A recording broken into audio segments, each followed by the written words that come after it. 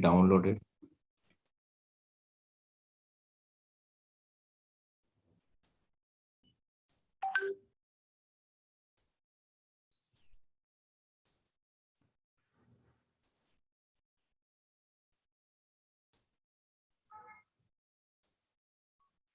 Dr. Nutana? So today's session is how to use Mendeley desktop web importer MS Word plugin. Ma'am, can I start, so ma'am? Be ready for it.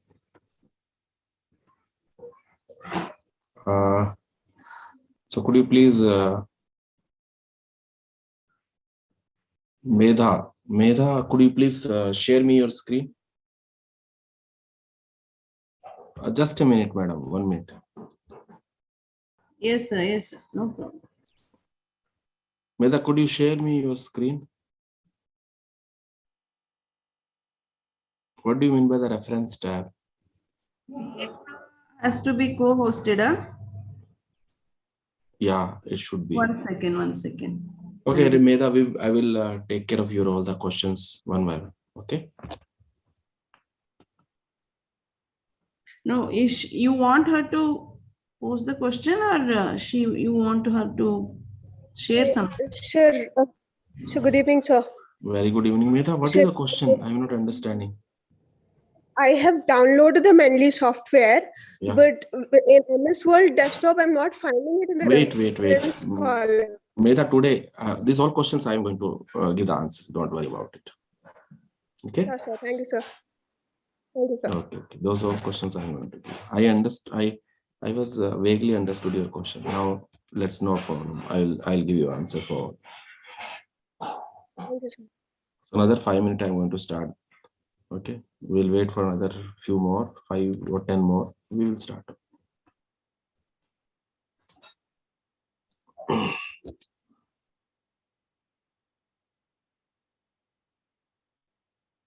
Hello, ma'am. Indu, ma'am. Yes, Nutana. Can I start, ma'am? 100 participants we have crossed. Yes. You can announce few things so that by that time some more will join and we can go ahead. Yes, ma'am. A very good evening to one and all. I cordially invite you all to the day 4 of this workshop. The workshop that we are conducting from our college is Arts and Science of Scientific Communication. I hope everyone is getting benefited through these workshops. Today we have 2 sessions. The first session will be on the topic use of reference managing software, and the talk will be delivered by Dr. Sushil Kumar Midda sir. Followed by we have second session. That session will be the talk will be delivered by Professor S.S. Shivakumar sir on the topic structure and organization of research reports. Dear participants, I hope all of you have registered through the registration link, and all of you are busy in submitting all your activities, the daily activities, to the link that we have provided. I believe everyone is very active and everyone is submitting. Now, let me just remind you about the competitions that we have. We have 3 competitions. One is e-poster competition, the other one is debate competition, and the third competition is Be Best Science Communicator. For e-poster competition, the theme is Pictorial Scientific Communication Awareness about COVID-19 vaccination. For debate competition, the topic is Social Media is a Boon or a Ban, with reference to COVID-19. For the theme, like be best science communicator, the theme is COVID-19. So all of you, please note the submission day for e-poster competition and the science communicator. You can submit all your activities or all your answers by 26th of this month. And for debate competition, we'll have open debate on 26th. Now, let me take this opportunity to introduce our own speaker, Dr. Sushil Kumar Midda, sir. Sir is an associate professor in the Department of Biotechnology at Maharani Lakshmi Amini College for Women. He is a review editor of the board for the Board of Developmental Physiology. He has also been associate editor for pharmacognosy research and editor for International Journal of Fundamental and Applied Sciences. His ongoing projects are funded by BICEP and DST. He has published many research papers. So now I request Dr. Sushil Kumar Midda sir to kindly present his talk on the topic use of reference managing software. Over to you, sir.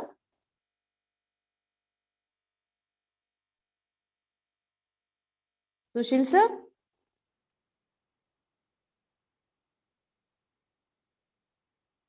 Thank you very much, Dr. Nutna. Let's start. Start with Mendeley. Yes. So I just request all the audience to go to mendeley.com. I have just put the website name. So please start along with me. Whatever I'm doing, just keeps on doing it. Please write mendeley.com in your URL, please, in your web URL, and just browse it. Thank you.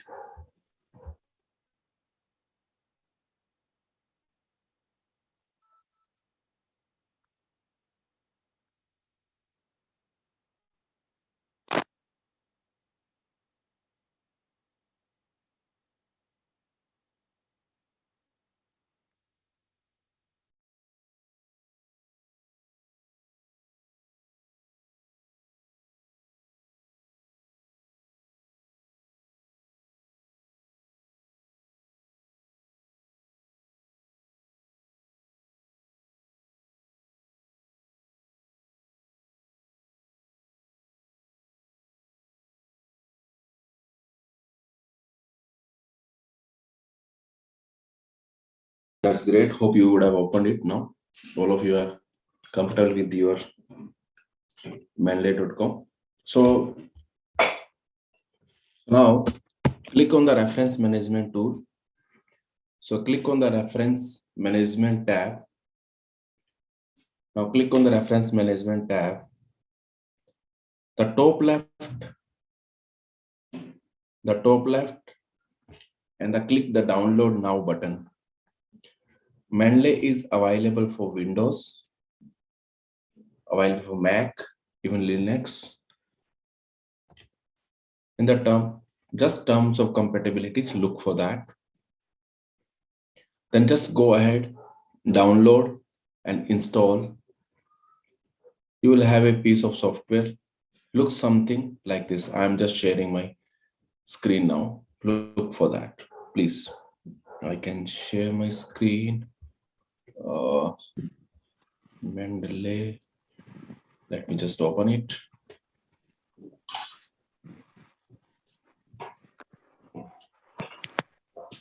So you can see my screen. Mendeley desktop. Look for it. So it will look like this. You will be seeing here a plain task. You will be seeing here is a plain task. Now another tool called Mendeley Premium is also available. So you would be seeing this all, and here you would be seeing some recently downloaded, recently read favorites like that would be there. You would be seeing it. This would be empty for you. This also would be empty for you. So you can see that. Now you guys have to do another top things. Click on tools, click on tools, click on tools, and say install web importer. Hope all of you are following me. Click on tool and say install web importer. You would be getting web importer for Chrome. You would be getting. Where is that, Sushil? Sushil? Click on that tools. Where is the tools actually? I have downloaded Mendeley. Just click on the Mendeley desktop. Okay, I got it. I got the problem.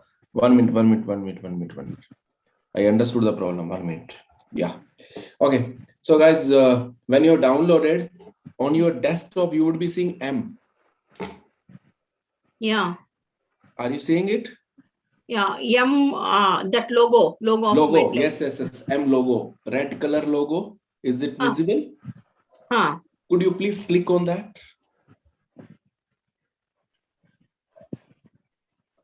I'm very sorry. Actually, I would have told this before. You please click on that. No, it is not clickable.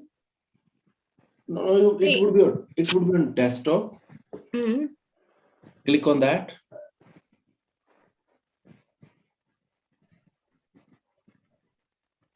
One minute. I will just share my desktop. See, it looks like this Manly desktop M. Is it open? It is showing Mendeley reference manager is running. Yeah. Wait. Let it get installed. This means it's not got installed in your system.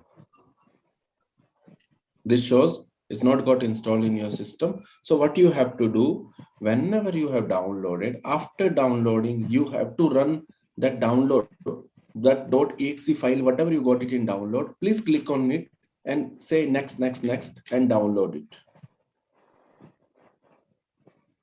I will go back again. Just go to the Google, write manley.com, open it, go to reference manager. Top left, you will get reference manager. After that, you will get Windows, Linux for Windows. You are getting it. Do you want me to show that also? Better for the beginners, better. Okay. Actually, last time I've shown it. Anyway, I'll show back again. So I will open my tab. Sure. Look at that.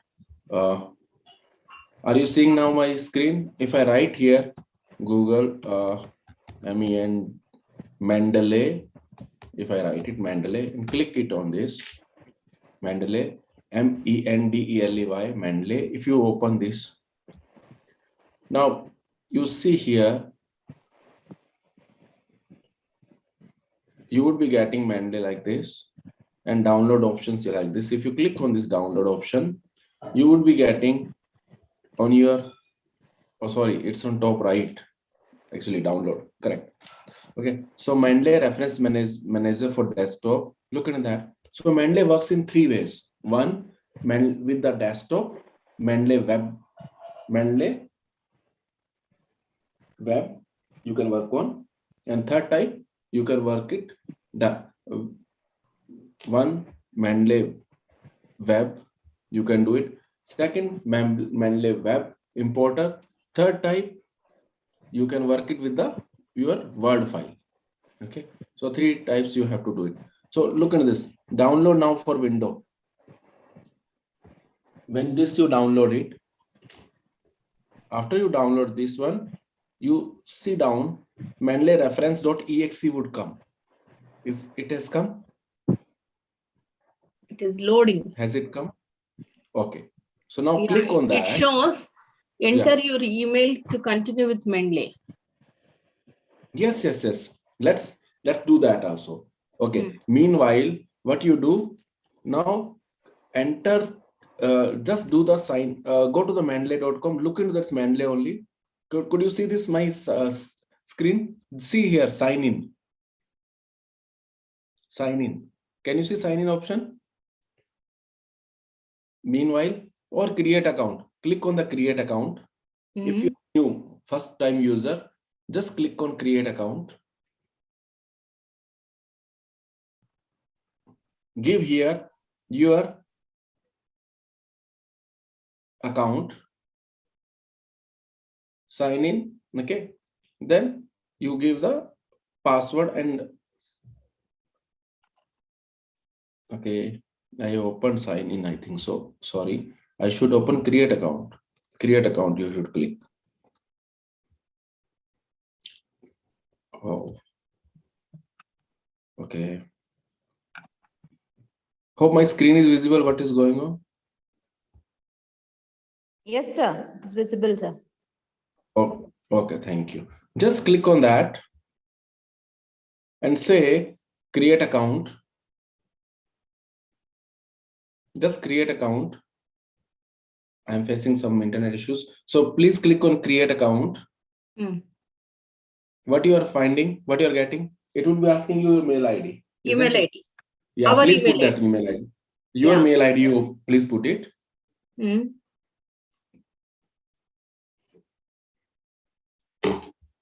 When it shows the password or After you put your mail Gmail ID, ID password, we have to give, or we have to give some other password.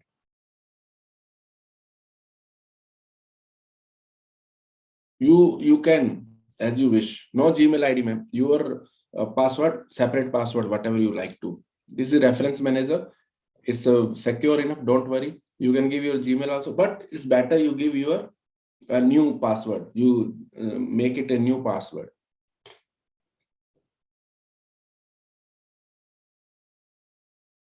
I would have shown you a little internet problems are there. Create account. After that, creating account. It is showing password incorrect here. When we give new one. No, that's okay. My internet connection is unstable and we are trying it. So click on forgot password. Forgot password. Click it on forgot password. Say send me a link. Say send me a link.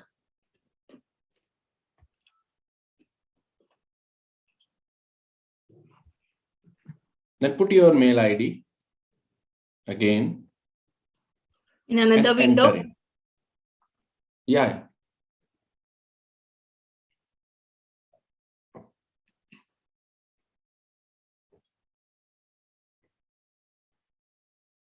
Yeah. Reset your password. We got. Got it? So yeah. you would Either have you got it have in to your reset mail. your password or use this link. Can we click that link or? It is showing reset your password or use this link. Yeah. You go ahead with that. What? Okay. Link. You link? go reset your password. Just reset your password. Don't go with the link. Reset your password. Actually, Mendeley is going through with the updation. So that's the reason this all problems are coming. Even with us. So that's the major. They are always writing, we will go for updation, we'll go for updation. That's all. So what did you get it? Your password has been reset. And sent to your mail. Yeah, please go to their mail. Just put your mail ID and come back and just sign into your Mendeley. Yeah, it is showing welcome to Mendeley. Very good. Thank you very much, ma'am. So hope all of others also would have done it. Yes. If anyone else is facing problem, please let me know. So let's clear it here, sir.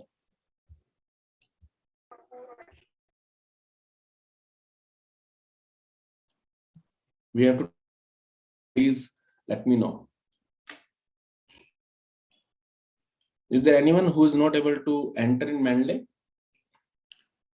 Please be with him. Try to utilize the opportunity and try to learn. You know, if you have any problem, you can unmute yourself and tell him, or type in the chat box.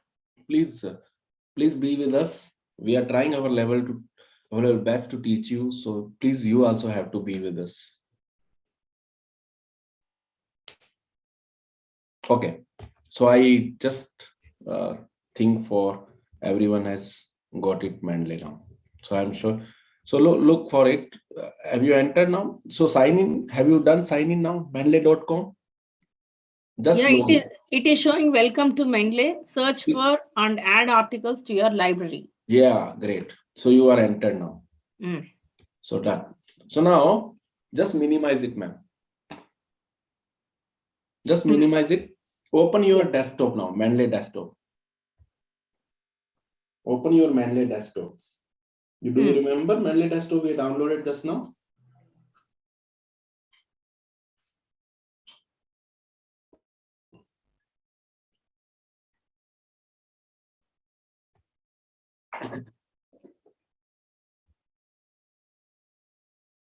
All of you are able to open it? Now, click on tools.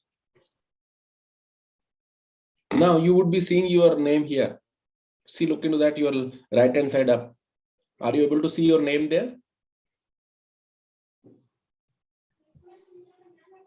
Yeah. Okay. Ma'am, can you share your screen with me? No, actually, you asked me to go back to desktop. I have minimized it and I went back to desktop. Again, it is showing as email to continue with Mendeley. I have to put your enter mail this. ID. No problem. Put your mail ID now. It will work now. So someone can share with your screen with me. So I will be keeps on teaching them. They will be doing it because mine is already done. That's why you people who might be thinking that's. So it's better you guys, please someone can share with me your screen, blank screen. It will be better for me.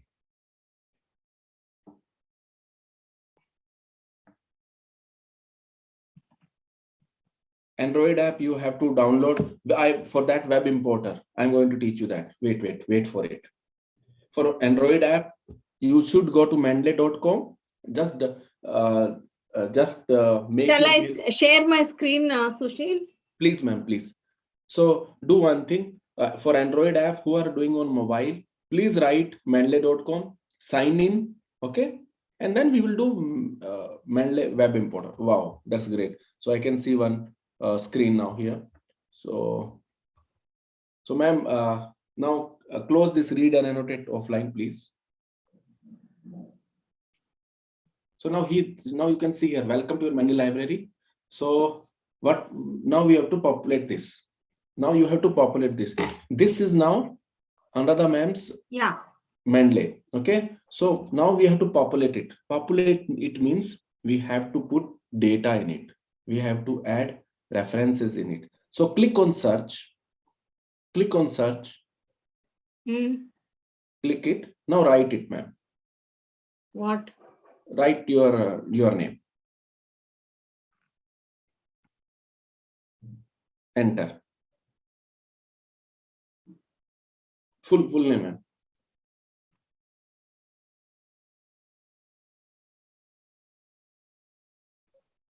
Showing no search results. Okay.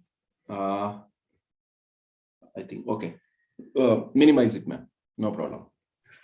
You have Mendeley with you on desktop. Open that Mendeley. I have to minimize this. Yeah. Again, it will go back to. No, minimize it. Don't close it. We can try with MIDA search for MIDA also. It will show because this is in the correct stage. Just type in. Where it is, sir? So in the search box, instead of Anuradha madam, just type MIDA. Let's see if it's not showing. Not able to hear you. Yeah, it is not showing even MIDA, sir. Madam, just type in some generic term, food. Let's search for food.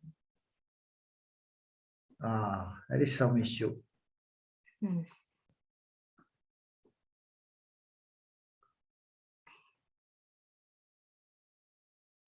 Most likely because the library that has been created has no entries. Yeah, he has to show his library only. Yes. I'll stop share MIDA. You show your library only. Yeah. Yes. You can share your screen.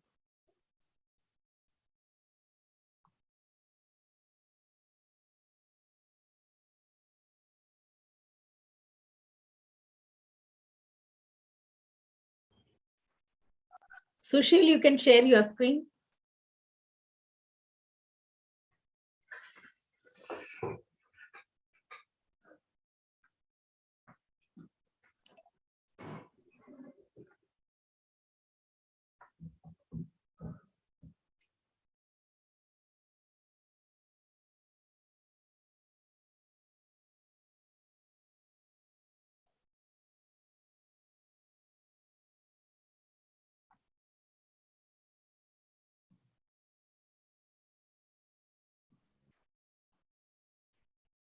Dr. Sushi?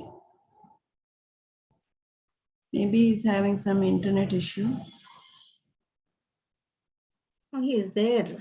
He's there, but He's there. You are muted, Sushil. You have to unmute yourself. Actually, I got disconnected. I'm sorry. Okay. So I was just trying for network connection. Anyway, so now, okay. Ma'am, are you, okay, another way of doing this, if this is a problem coming. You do your thing only. Show it in your thing only. Sure, I will do that one. Great. That's better. So can you see this now screen of mine? Yeah. Okay. So now what we have to do? So now what we have to do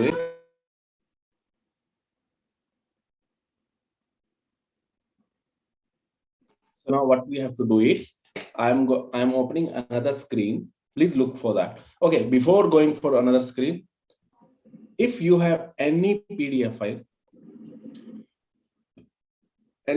file on your desktop, do you have any PDF file on your desktop? Yes, sir. If you have any PDF file, what you have downloaded for your desktop, I am losing again connection. Shit.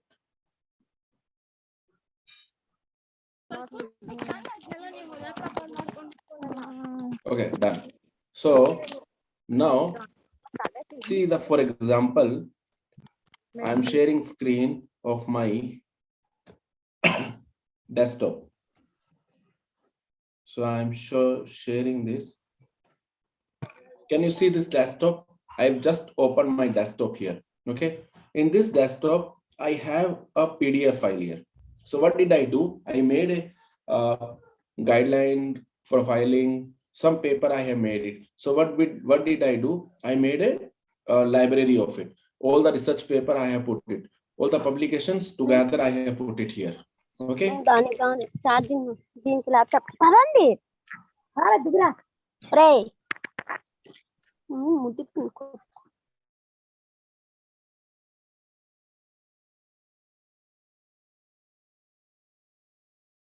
So here, I'm not able to unmute. Yeah. I can hear you. Yeah. Yeah, thank you. So you have all the research papers here. I have done all the research papers here collected. So what did I do? Now, when I am sharing my screen for Mendeley desktop, I'm sharing. You open it, this one, and just make it, you can drag your file here. So what do I do? I am dragging from my, I think I am not able to show you the screen. Okay. Anyway, one screen only you are able to see. From there, what I am doing, I am just picking up that file and just throwing it inside, means dragging it inside, just dragging it inside. So when I am dragging it, look for that file.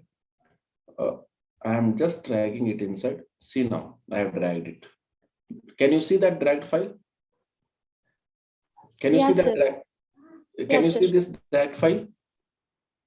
Yes, sir. I will do one more thing. I will just recently added. I will say, look in that. Here you can see the recently added file. Look in this. Now, mainly start asking you whether the details are correct. It's populated properly. See, but its abstracts and all are not coming. So if this is the problem I am facing, so I can look into that again, that file. Something is missing in it. So no problem. You just drag it again. Drag it again.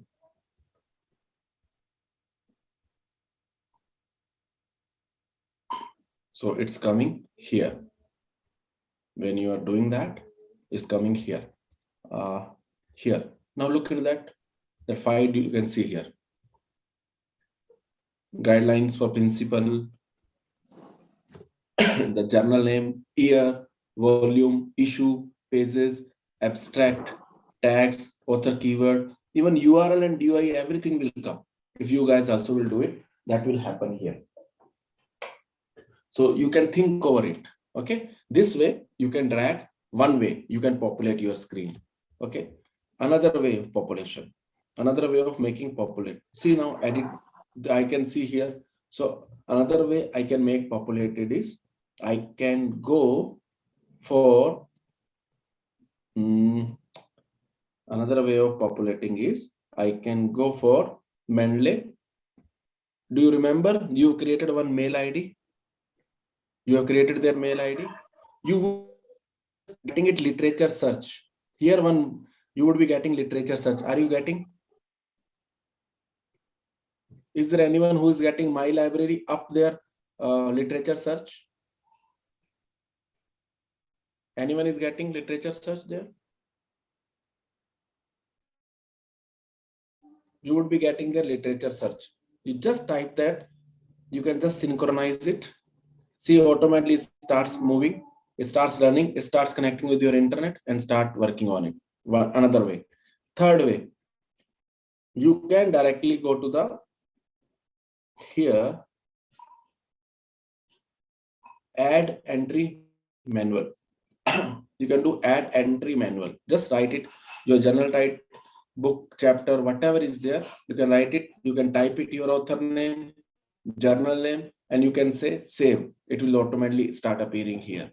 Another way of doing this. This is 3 ways, and one more way is web importer. So kindly click here on tools now. All of you are getting tool. Are you getting tools here? All of you are getting tools? Yeah. Could you please speak, someone? Yes, sir. So please click on this install web. First install MS Word plugin. You would be getting MS Word plugin install. Is it getting? Yes, sir. Please install it. Please install.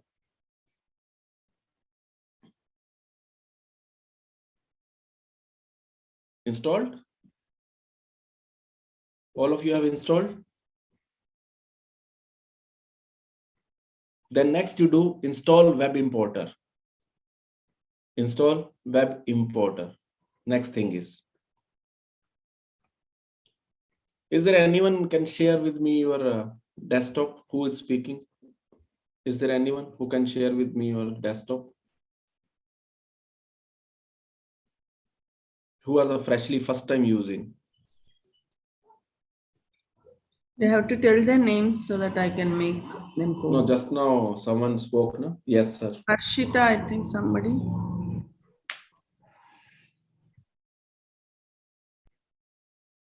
Soumya? So Soumya sir, shall I share it? Please, please. It's Soumya Sekhar, I think. Okay, please. Shankar. Soumya Shankar. Okay, please share it. Soumya K. Shankar. Yes. Unmute her. Oh, she's made co-host. Yeah, great. So she is getting here. See, this is the problem we are facing. They are going to upgrade it. That's the reason. See, now you have done this one. Correct? So may I click on details are correct. Details are correct. Okay. Thank you. Now just scroll down. Little scroll down. Yeah. Tags are not everything there. has come here. Yeah, everything. Okay. Now let's do it another way. Okay. So you have made your Soumya as your ID. Done. Yes. So can you, Soumya, can you click on tools? Yes, sir. I did that, and then I got this. Can you see it, sir? No, I cannot see. That's a problem. Okay. One second.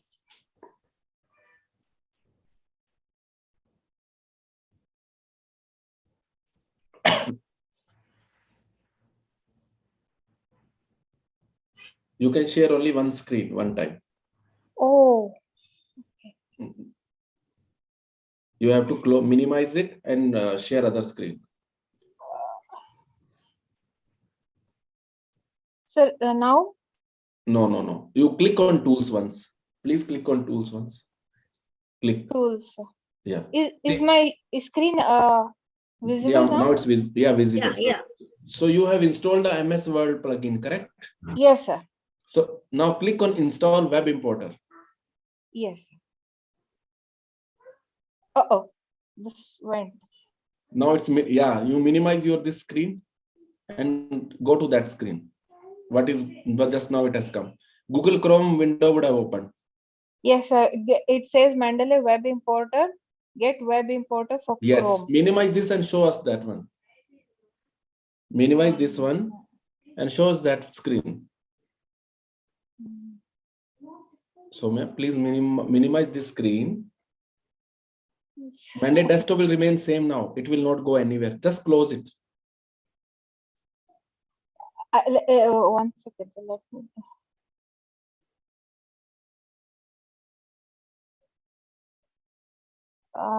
If I do this. Yeah.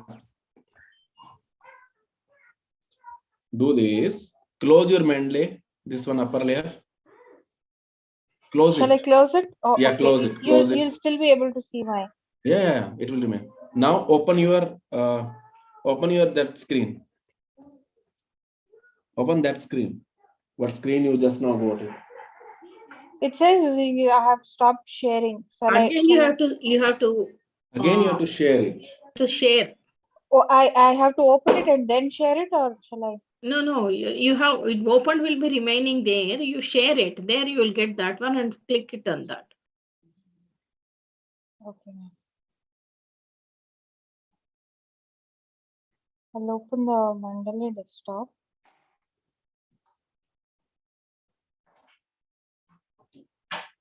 And then I'll say tools and install web importer. Yeah. Now share that screen. That web importer screen. Okay. 1 minute. Let me try. Just and let me. now I'm going to share it. Sir.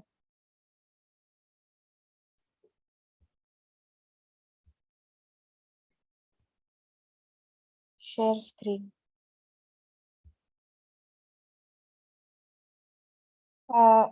Share screen.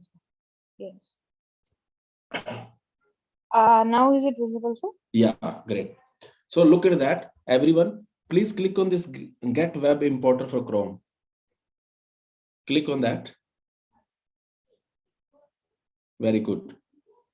Yep. So now you have already shared it. Now here it will come add to Chrome.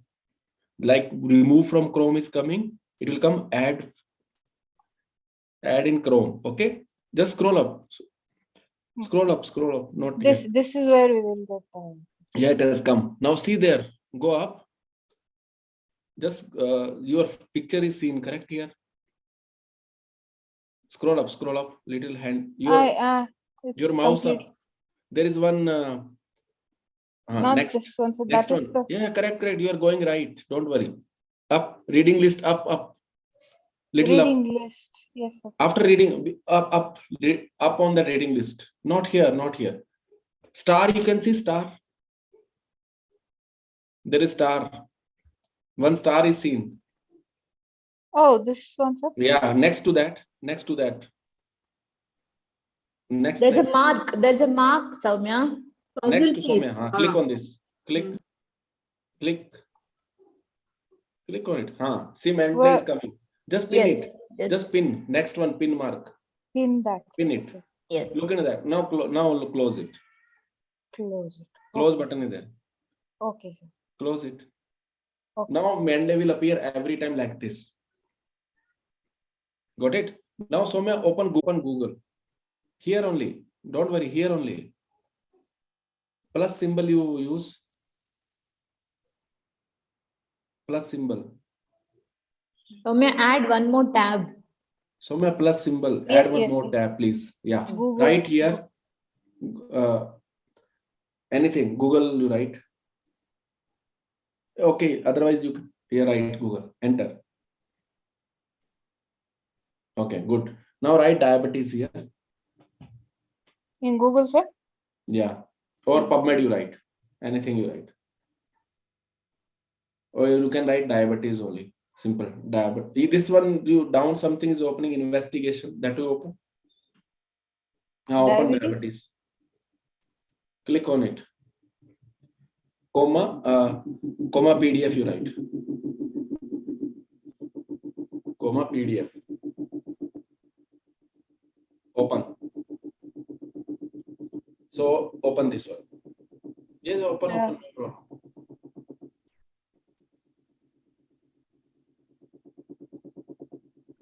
Definition and diagnosis of diabetes. Something is open, please. Go back. So do you want a publication, sir? Yeah. WHO, it is file is. Okay, down it is there. Your guide to diabetes type 1, type 2. Click on that. Shall I enter as No need to worry. Your guide to diabetes, you click. guide to diabetes? Types of there's no Down, guide. Second one. Second Oh, one. I'm sorry. Okay.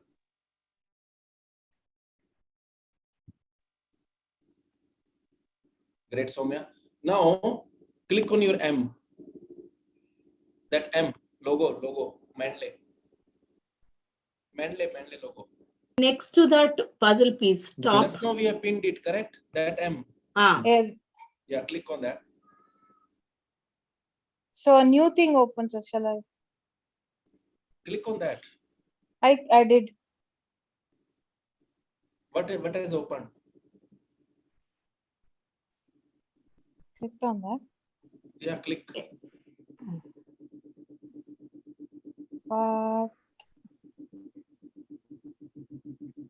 Okay, let me share my screen. 1 minute.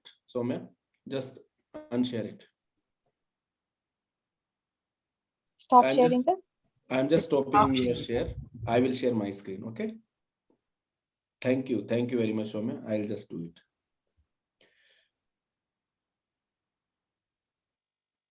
Now,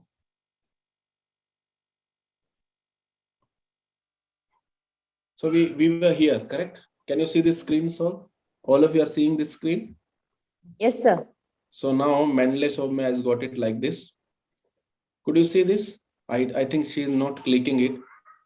I'll pin it, okay? If I click on this like this, it will open. Are you able to see what is open? Sign in box. Yeah, side in box has opened. Manley web importer. Is it Yes, sir. correct? Everyone Yes, is sir. able to see? Are you able to see now? So sign in, please. So sign in here. All of you have to sign in this same mail ID, same password.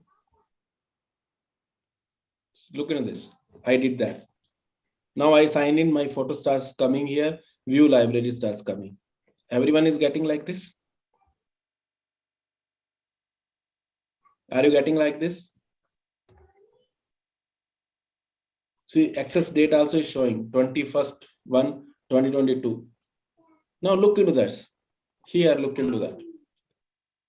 See, it's whatever website is opened here, that will be seen here. As example, if I do here some research paper, okay, some research paper.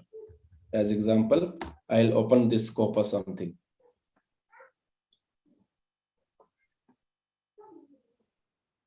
If you click on this, see now, all the paper starts importing. This Scopus preview, if you click on this, see now. Okay, it's about the author starts opening. So let's open something on COVID. I'll opening COVID now. Okay.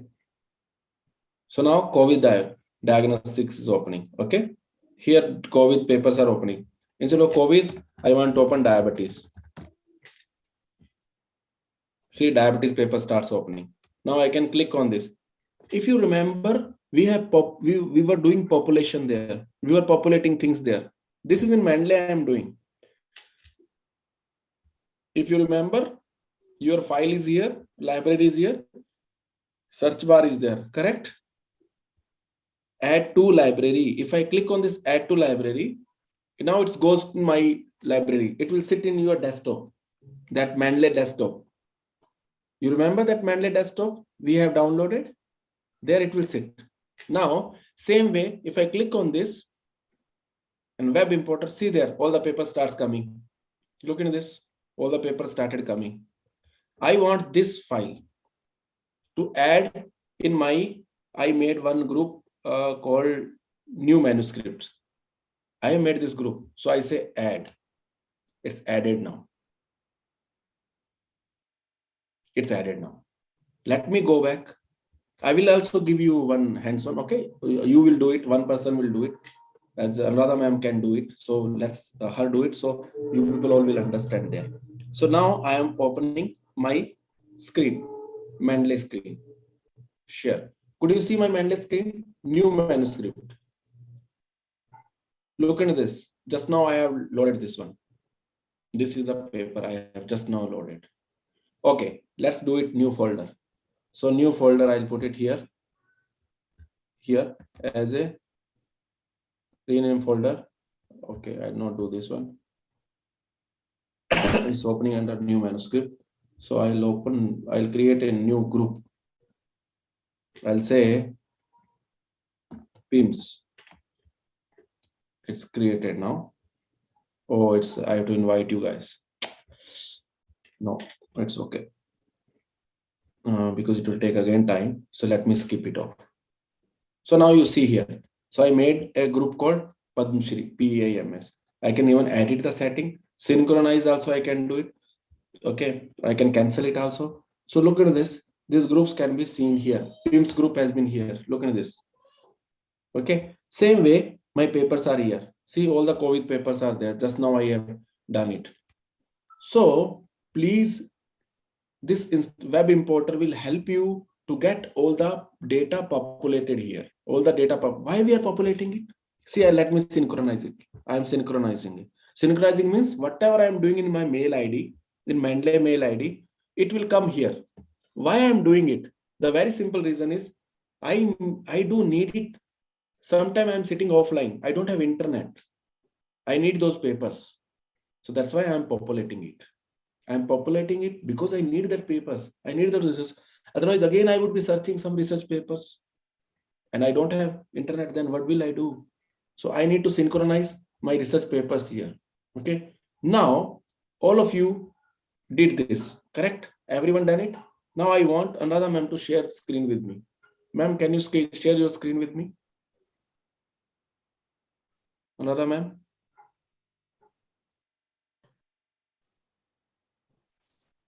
What I have to share, Sushil? Your screen, ma'am. I'm say in my screen, what I have to, which document I need to share? Mendeley? Just share your mendeley.com where you have login. Where did you do the login? Yeah.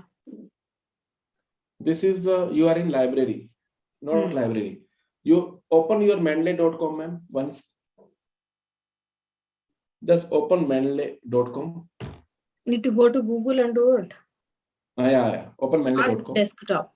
Not desktop also you can open. Web importer, did you download? No. Okay.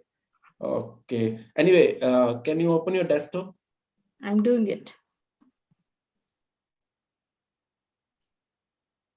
Excuse me, sir. Can I ask the question? Yeah, you can only open it. No problem. Who is there? Soumya, sir. Yeah, Soumya. As you Yeah, said, I pinned that and I got the whatever on Google we are selecting, it will come in my Mendeley desktop. If you say added, add, yes, it will come. as added to Mendeley I did, so it came on my Mendeley desktop. True, it will automatically comes. Okay. That's the benefit. That's the benefit of web importer. Can you show to everyone? Yes, sir. Could you please share your screen? What I want ma'am to do it. You did it already. Could you please share the screen to everyone? This one, sir. This is the one I did just now. Concurrent disorders in dogs and diabetes. Yeah. Make it big screen. See, Mendeley desktop is seen on desktop. Okay. See now. Everyone can see? She has done one paper. Okay. Now, Soumya, open your Word file, please. Word. A blank document? Pardon me. I'm just telling you like Soumya. That's okay. That's totally so please open the Word file, please. A blank one? Yeah, blank one.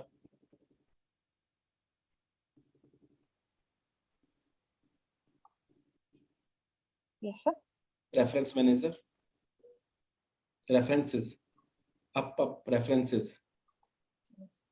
Click. See there, you got it Manley here. Yes. Okay, now write diabetes in dogs.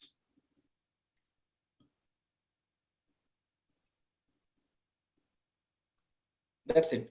Now I want to give a reference here. Click on insert citation. Click on insert citation. Insert citation. Insert up. After Can you the see search. Manley? After search. Insert citation is after search. There is a search option. After search, there is an insert citation. Oh, mark citation. No, insert citation. Okay. Insert, that is insert caption. Insert citation is there after search. There only. See there down, insert citation. That one. New add new source. No. Remove it. Click outside, down. Click outside. Click outside. Click outside.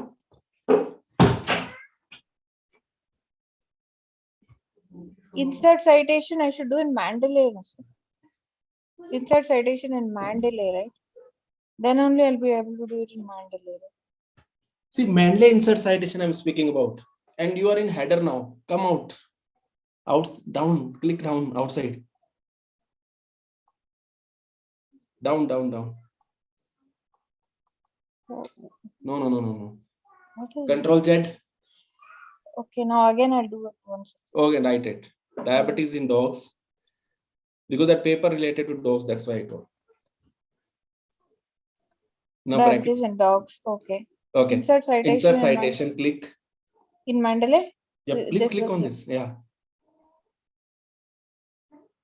See, you got Manley here. Now go to Manley. Go to Mendeley. This is Done? the one. Wait. Now dogs paper you click. You want me Click to on upper one. Yes. Click. Double click. I did. Enter it. How Enter. do Details are correct. Up here, details are correct. See there. Search and details are correct. Yeah, close it. Minimize it. Open your Word. Minimize it. Open my Word. Insert citation again, please. Okay. Wait. Go to Mendeley. Click on it. Say okay.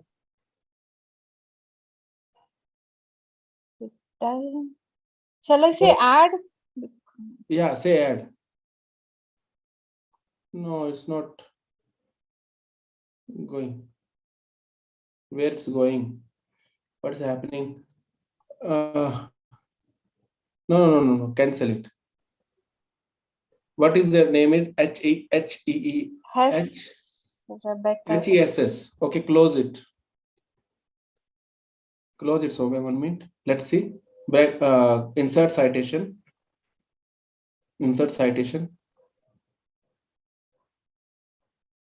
Something is happening. Why?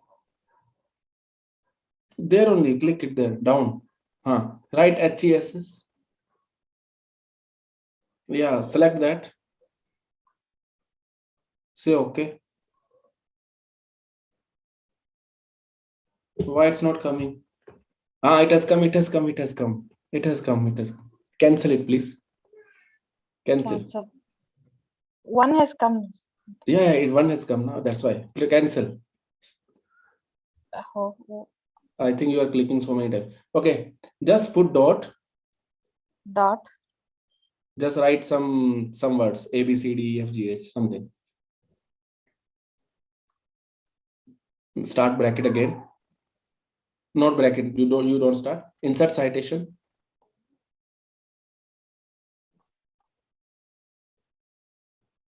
Go to Manley. Select another one. Enter. Say okay. Down. Scroll down and okay will come. That button okay you should say. There's no okay. There is okay one place. Don't know why it's not happening with here. Close it. Enter 2 times on this. Put 2 times to click on it. That name board. Click on the double time 2 times. Double click. Yeah. Still, it's not working. It should work. Anyway, close it.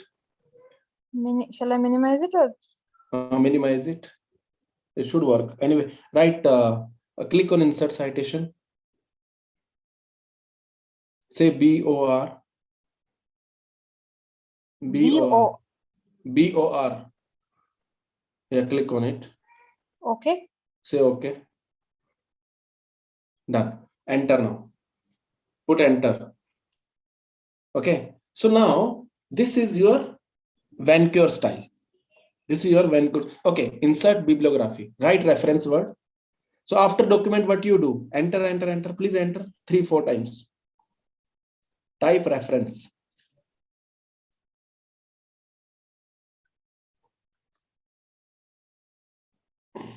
Enter.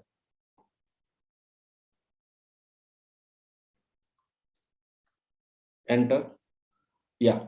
Now insert bibliography. Up. Yeah. It has come. Got it? Okay. So it has Okay. automatically given you Vancouver style. Okay. Okay. Now click on Vancouver style. Click on that. Now see there, this many styles are available. Now select anyone. See, look at this. This is superscript it has become. And the style is changed. Your reference style is changed now. Again, Oh, yes. again you go for American Medical Association. Select third one. American Psychological. 7th.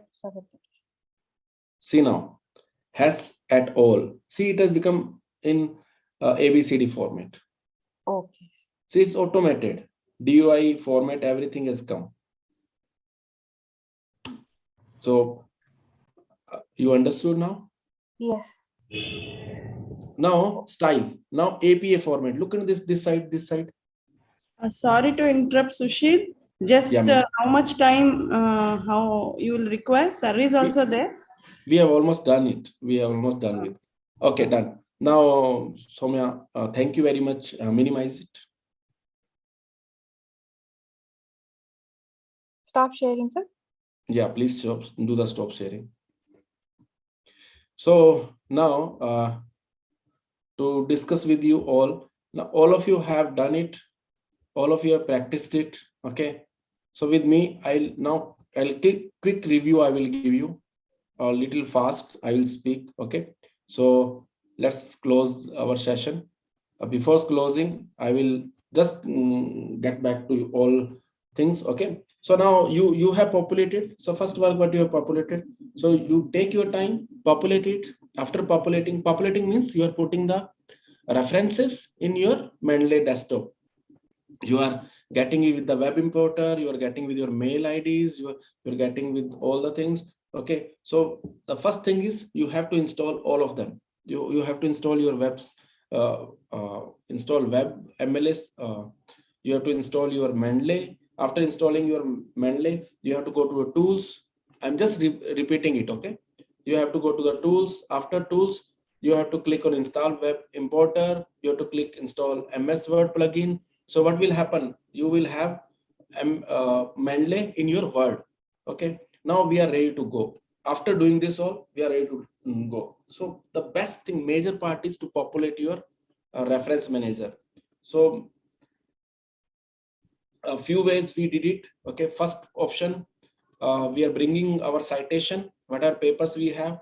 We are just putting all the PDF file. We dragged it and put it dropped in our desktop. One thing. Second thing is we did it with the manually. If you remember, we did manually. After dragging and dropping, if it's not happening, then you can do it with the. It will happen. Okay, this is the first way. Second way is manually. Manually, you have to type everything. You have to build yourself functionally. You have to write it everything. You have to do it. You will get another option in your left hand side up, literature search. There also you can do the literature search, and you can build your all the literatures inside. Okay, it will automatically come, so it will beautifully, it will made. Then after doing this, the third thing is web importer. Whichever thing you are working on some website, and you want to take that website, you want to import it in your web, into your Mendeley, you can do that also. We have learned it that you have to sign in for it. So please remember, sign in is compulsory to get your all the data. Okay, one way it will tell you when it has been accessed, and because usually people will ask. Then go to the Word file. There you will get insert citation with M Mendeley logo, you will see, and then you can change whatever. You can click in your drop down menu. On that you can get whichever journal you are working on, you are looking for that journal styles. You can put in more styles, you can again bring in, click on the more style. If your style is not available there, you can always change that style also again. Okay, then you can insert citations, straightforward. It's very easy. Just write your text as you literally write it. Just literally click on it. Okay, this is a few times. There is something you can get the references automated down as we did it. Thank you to Soumya. She has shown us a direct demo. So, okay, then there is no problem with us. We can save the references. We can do everything here, whatever we wanted. So your Mendeley software is very good. And there is another databases, another softwares are available like GraphMan, Geroto, and as well as you have EndNote. These all are available. Okay, Mendeley is quick and little free. EndNote you have to pay, but Mendeley Premium is available. That is you have to pay it again. So Geroto is there. That is also you can use it. Geroto, another software. Okay. So these all softwares are very good to work on. So again and again, no need you to search anything, and you can always work on the way you want it. So with this quick overview, I just wanted to take a leave. If any questions are there, I am ready to pick up. And so this we did it hands-on, thanks to another ma'am, Soumya. So this both have helped me a lot.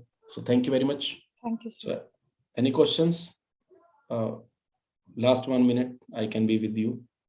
Give me if any questions are there. You can put it in your chat box, or you can ask me. For Android, Sir, I wanted to just say one thing to help out.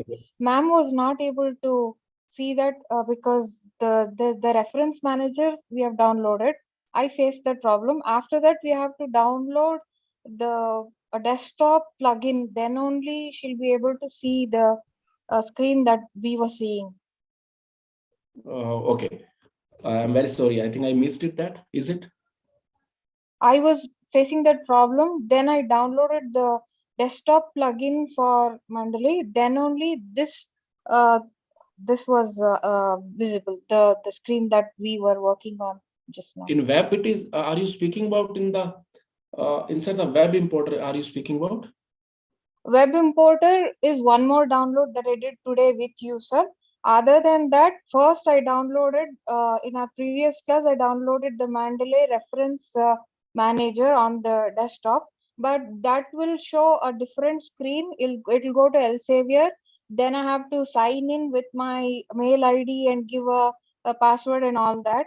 Then through that, it will go stepwise, and then it'll ask me. Then we have to download Mendeley desktop plugin. Then only we'll be able to see this screen that we shared and we were working on just now. Okay. So that's only reference. If you download it and then run it, you can see it on your desktop. Yes, sir. Okay, great. Thank you. Thank you. I think some questions are there. I think so. How to include web references? So the web references, you have to give like www.google.com, and then you have to write when you accessed it. That's why web importer we have downloaded. It automatically pick up. Do not worry. It will pick up the date you have downloaded. You have downloaded that reference manager.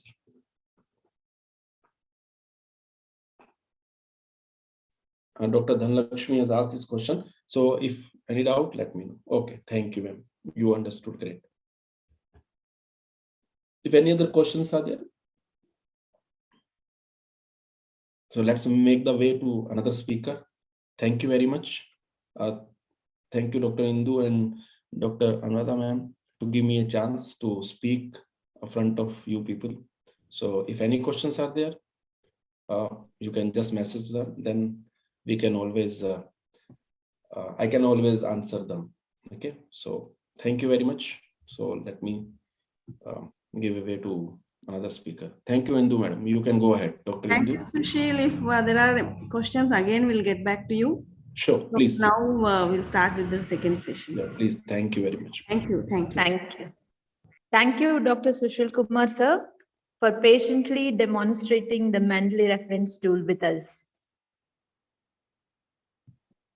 Now we have the second session that will be taken by Professor Shivakumar, sir.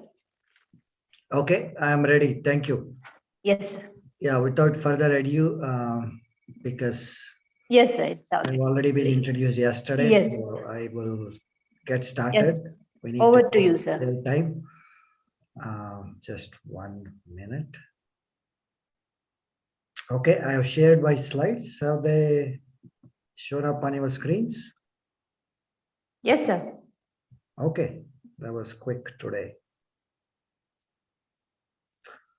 Okay, so the title is a continuation from the talk that was given yesterday, and also adds on to what Professor Mida was showing today, which is a part of writing the reports, research reports. So the title is Structure and Organization of Research Reports. Let me try and put it to slideshow. Yesterday it wasn't working. Just let me know if it works today. If it doesn't, I will just bring it back to the normal view instead of the slideshow view. Is it visible, a slideshow on your screens? It's visible, sir.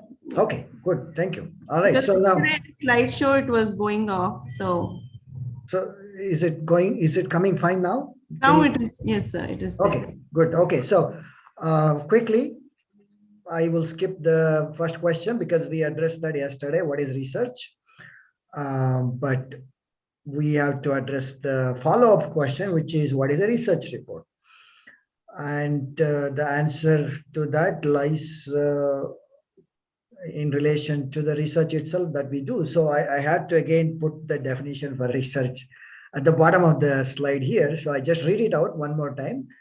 The research report is a record of the data or a record of the work that is done by a researcher after we sit and go through all of our data, all of the results, all of the outcomes, so that we can condense, codify that information, because we have done some systematic work, experimental work, or data-based work. Okay, so in essence, a research report is a systematic.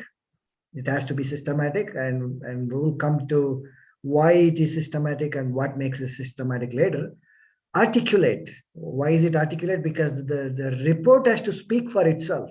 Once you prepare the report and put it out, you won't be available to say much about the report. The report has to speak for itself. So the report has to be articulate, not us. But if we are articulate enough, then we will, of course, write a report that is articulate enough to speak for itself. And it is an orderly presentation of the research work in a written form. Most important here is we are putting the data, putting the results in a form that is readable, in a form that can be read and understood by other people in our own field, as well as people from other fields of the sciences or life sciences. Okay. So the key question is, why should anybody write a research report? It might seem like a dumb question, and we get this question from mostly MSc students. Why should I write a report? Isn't it sufficient that I have written a lab record? To publish I can prepare maybe a post. Say that again, please. Your to slides. publish the experiment or yeah. research. So students often say, I will prepare a poster because it's much more easier to prepare a poster. But preparing a research report is time consuming and also requires a lot of effort and motivation. So here is the answer. When we do research work, what we are trying to do is we are trying to ask a question and find some answers, which means we are trying to solve some mystery, or we are trying to satiate. Yes. Sorry to interrupt, sir, but there's no slide show in your thing. There's no, the slide is not moving. I think yes, sir. Yes, that's the sir. problem. Thank you, sir. I understand that problem. When I put it to slideshow, it doesn't move. Okay. So when we do research work, we have asked a question, so we have arrived at some answers. So we want to know whether something that we intended to do has worked or not. And the only way to know that is to sit and analyze the data. The data will tell whether our hypothesis testing has worked or not, whether we have results that support or disprove the hypothesis. And we also want to know if something did not work, just excuse me. We also want to know if something did not work, why it did not work. We will know only if we sit and analyze the data and write the report. Okay. So in other words, we want to answer a question that we are interested in, and we want other people also to be interested in that. That's very selfish, but we expect other people to know about our work. So this is the most basic reasons why we do research. The reason why we do research is to solve a mystery or answer some questions. But the problem is the research process is multi-component. Or I should say the research enterprise is multi-component. A major component of that research enterprise .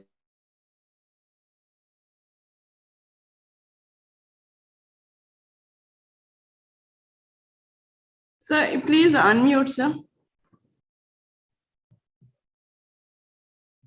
I don't know how it got muted. Is it unmuted now?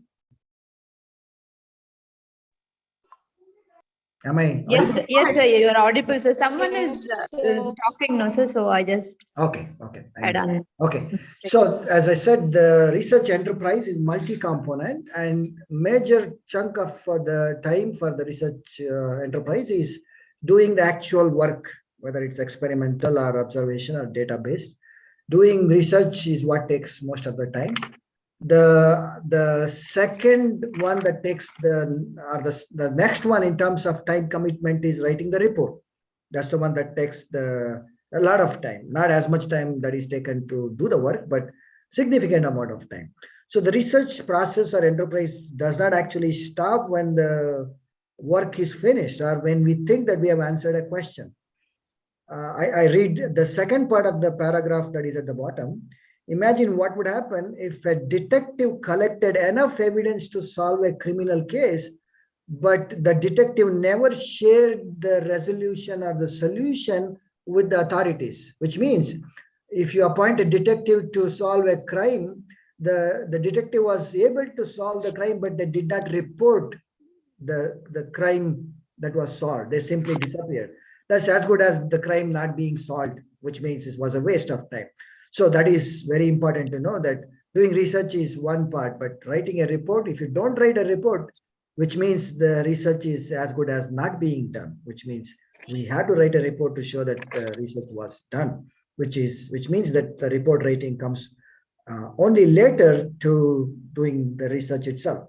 So presenting what work has been done, what we have learned, what results have been obtained from the work that has been done, which are all very important part of our job, which is doing research work. So there are many ways to codify the research outcome or the results, and we call it, ways of presenting data.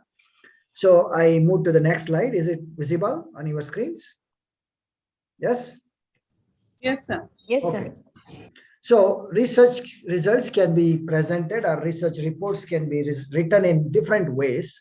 I have put on the 4 major ways of how researchers write their reports, or how they actually compile the results and put it together in the form of a document, either a hard copy or a soft copy, or these days both.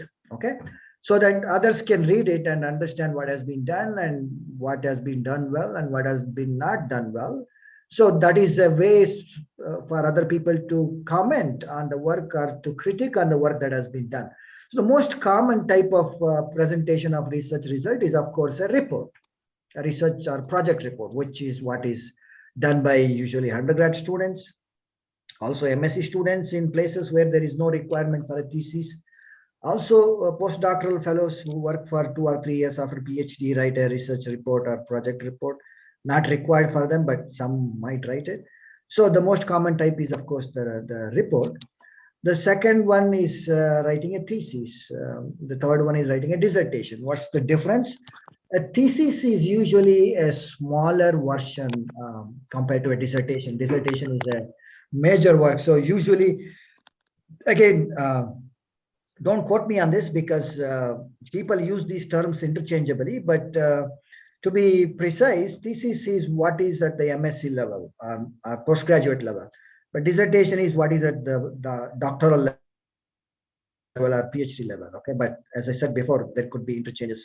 In some places they call the PhD work as thesis.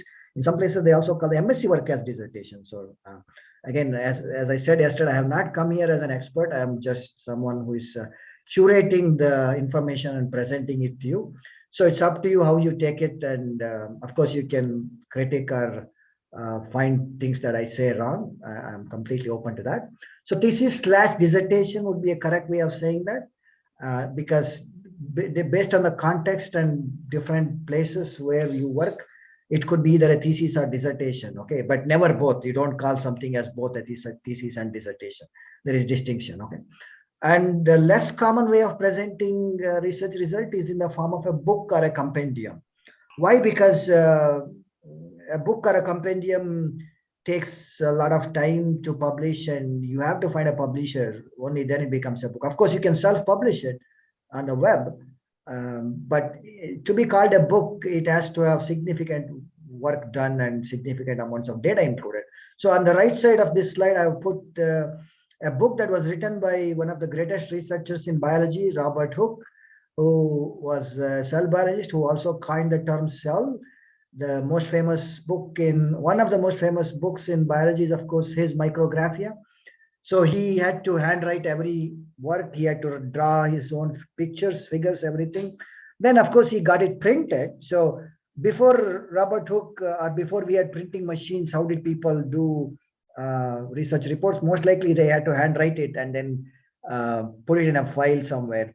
So most likely we don't have access to any of them, or most of them may not have survived the test of time.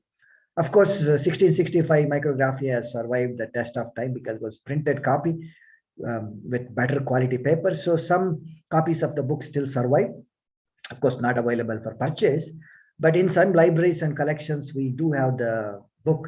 So the reason why I put the Micrographia is because Micrographia is a book written by Robert Hooke. It is not a thesis, it is not a dissertation. It definitely is not a report because reports are generally smaller. So this is one example. Of course, the other example is Darwin's work from 1859, Origin of Species.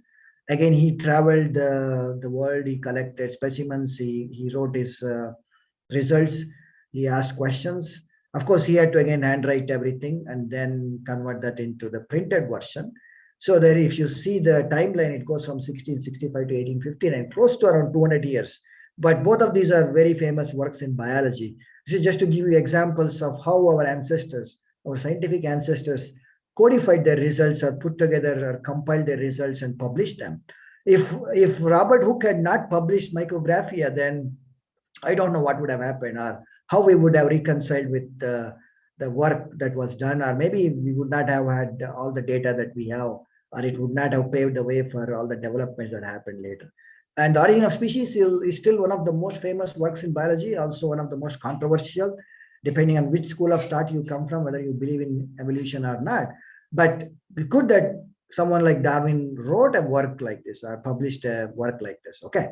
So now I come to the main part of my talk today, which is to tell you, of course, most of you by now already know what constitutes a research report.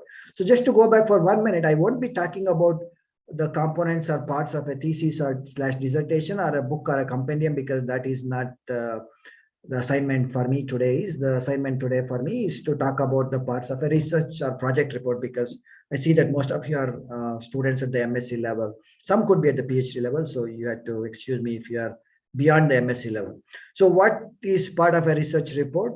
And I had to do this myself about 2 years ago, because we switched from Mysore University to Bangalore University, our MSc program. And when we were at Mysore University, they did not require a thesis or dissertation. They did not even require a report. IBAB, where I work, simply required a poster from our students. But Bangalore University insisted that our MSc students write a dissertation. That's what they call it. Although I have problems with it, I would like them to call it a thesis, because at the MSc level, the work is still smaller. So I'm simply going to talk about the research report / thesis that most postgraduate students are expected to write. Of course, you can structure this as parts of a research or research report / thesis / dissertation. It fits into all of those categories. So the research report is usually divided broadly into 3 parts. The first part is what is called the formality part. You want to fulfill some formalities that are part of the institution where you are studying or institution where you are working. So each institution will have its own formalities. So these are usually, they are both generic at the same time being unique to institutions. So the formality part consists of the title page, then the cover page, and with some certificates or some statements, and then the index page, the table of contents, and of course acknowledgement, tables, figures, and then some introduction, and then the abstract or summary. So all of these 9 things that are listed usually are part of the first part, which is the formality part. So the next part is what is the main body of work, which is the main report, or also the central part of the report. So if we compare a research report to the human body, then the head is what I call the formal part, which is what we introduce ourselves to the world. The main part or the main report is the trunk of the body, or the main report. So the main report will have a statement of objectives and the methods, the data that is gathered, field work, surveys, and then results and analysis of the results or interpretation of the results, and then some text about the main findings or main outcomes. Of course, if you want to put the limitations, which most people try to avoid, you may be very honest and outcoming in terms of putting the limitations. Then, of course, conclusions, future recommendations, and then the references, which is the last part of the second part of the work. And then the last part of the research report or thesis or dissertation is what is called the additional details, which I compare to the limbs of the human body, which is, of course, we require the limbs, but you can still survive if you don't have a limb, or if you don't have both the limbs. You cannot survive without a head or the body, which is the formal part and the main part of the report. So the appendix part or the additional details may include previously published papers, which have become part of the thesis. Sometimes it so happens that before you write a report, you may have already published a paper, and you have to take contents of that paper into the report, because you cannot have a report which is independent or which does not connect to the paper that has already been published. So in those cases, it might make sense to include the paper which has already been published towards the end of the report or the thesis or dissertation. So it might include research papers or review articles. And then, of course, when you take results that are already published, and if the copyright is not held by you, but the copyright is held by the publisher, you have to obtain permissions to reproduce data from those published papers in the report or thesis or dissertation. So it is better to include those permissions from borrowing copyrights or requesting waivers of copyrights, or requesting for patents to be released so that it can be reproduced here. So those permissions may have to be added in the appendix part. And then, of course, you may want to include tables or pictures or figures that have not been included in the main thesis or main research part, which is the second part. And of course, if you want, you can include a statement of expenses, which is now very rare, but in old thesis, people actually put a statement of expenses. They wanted to tell the world how much money has been spent, roughly, not very precisely, how much money has been spent to complete this work. Because most of the work that we do is funded by the taxpayers or government money. So we have to be very careful about how we acquire and spend financial resources. Okay. So any questions so far? Anybody has anything to ask? Am I going too fast? Or should I go even faster?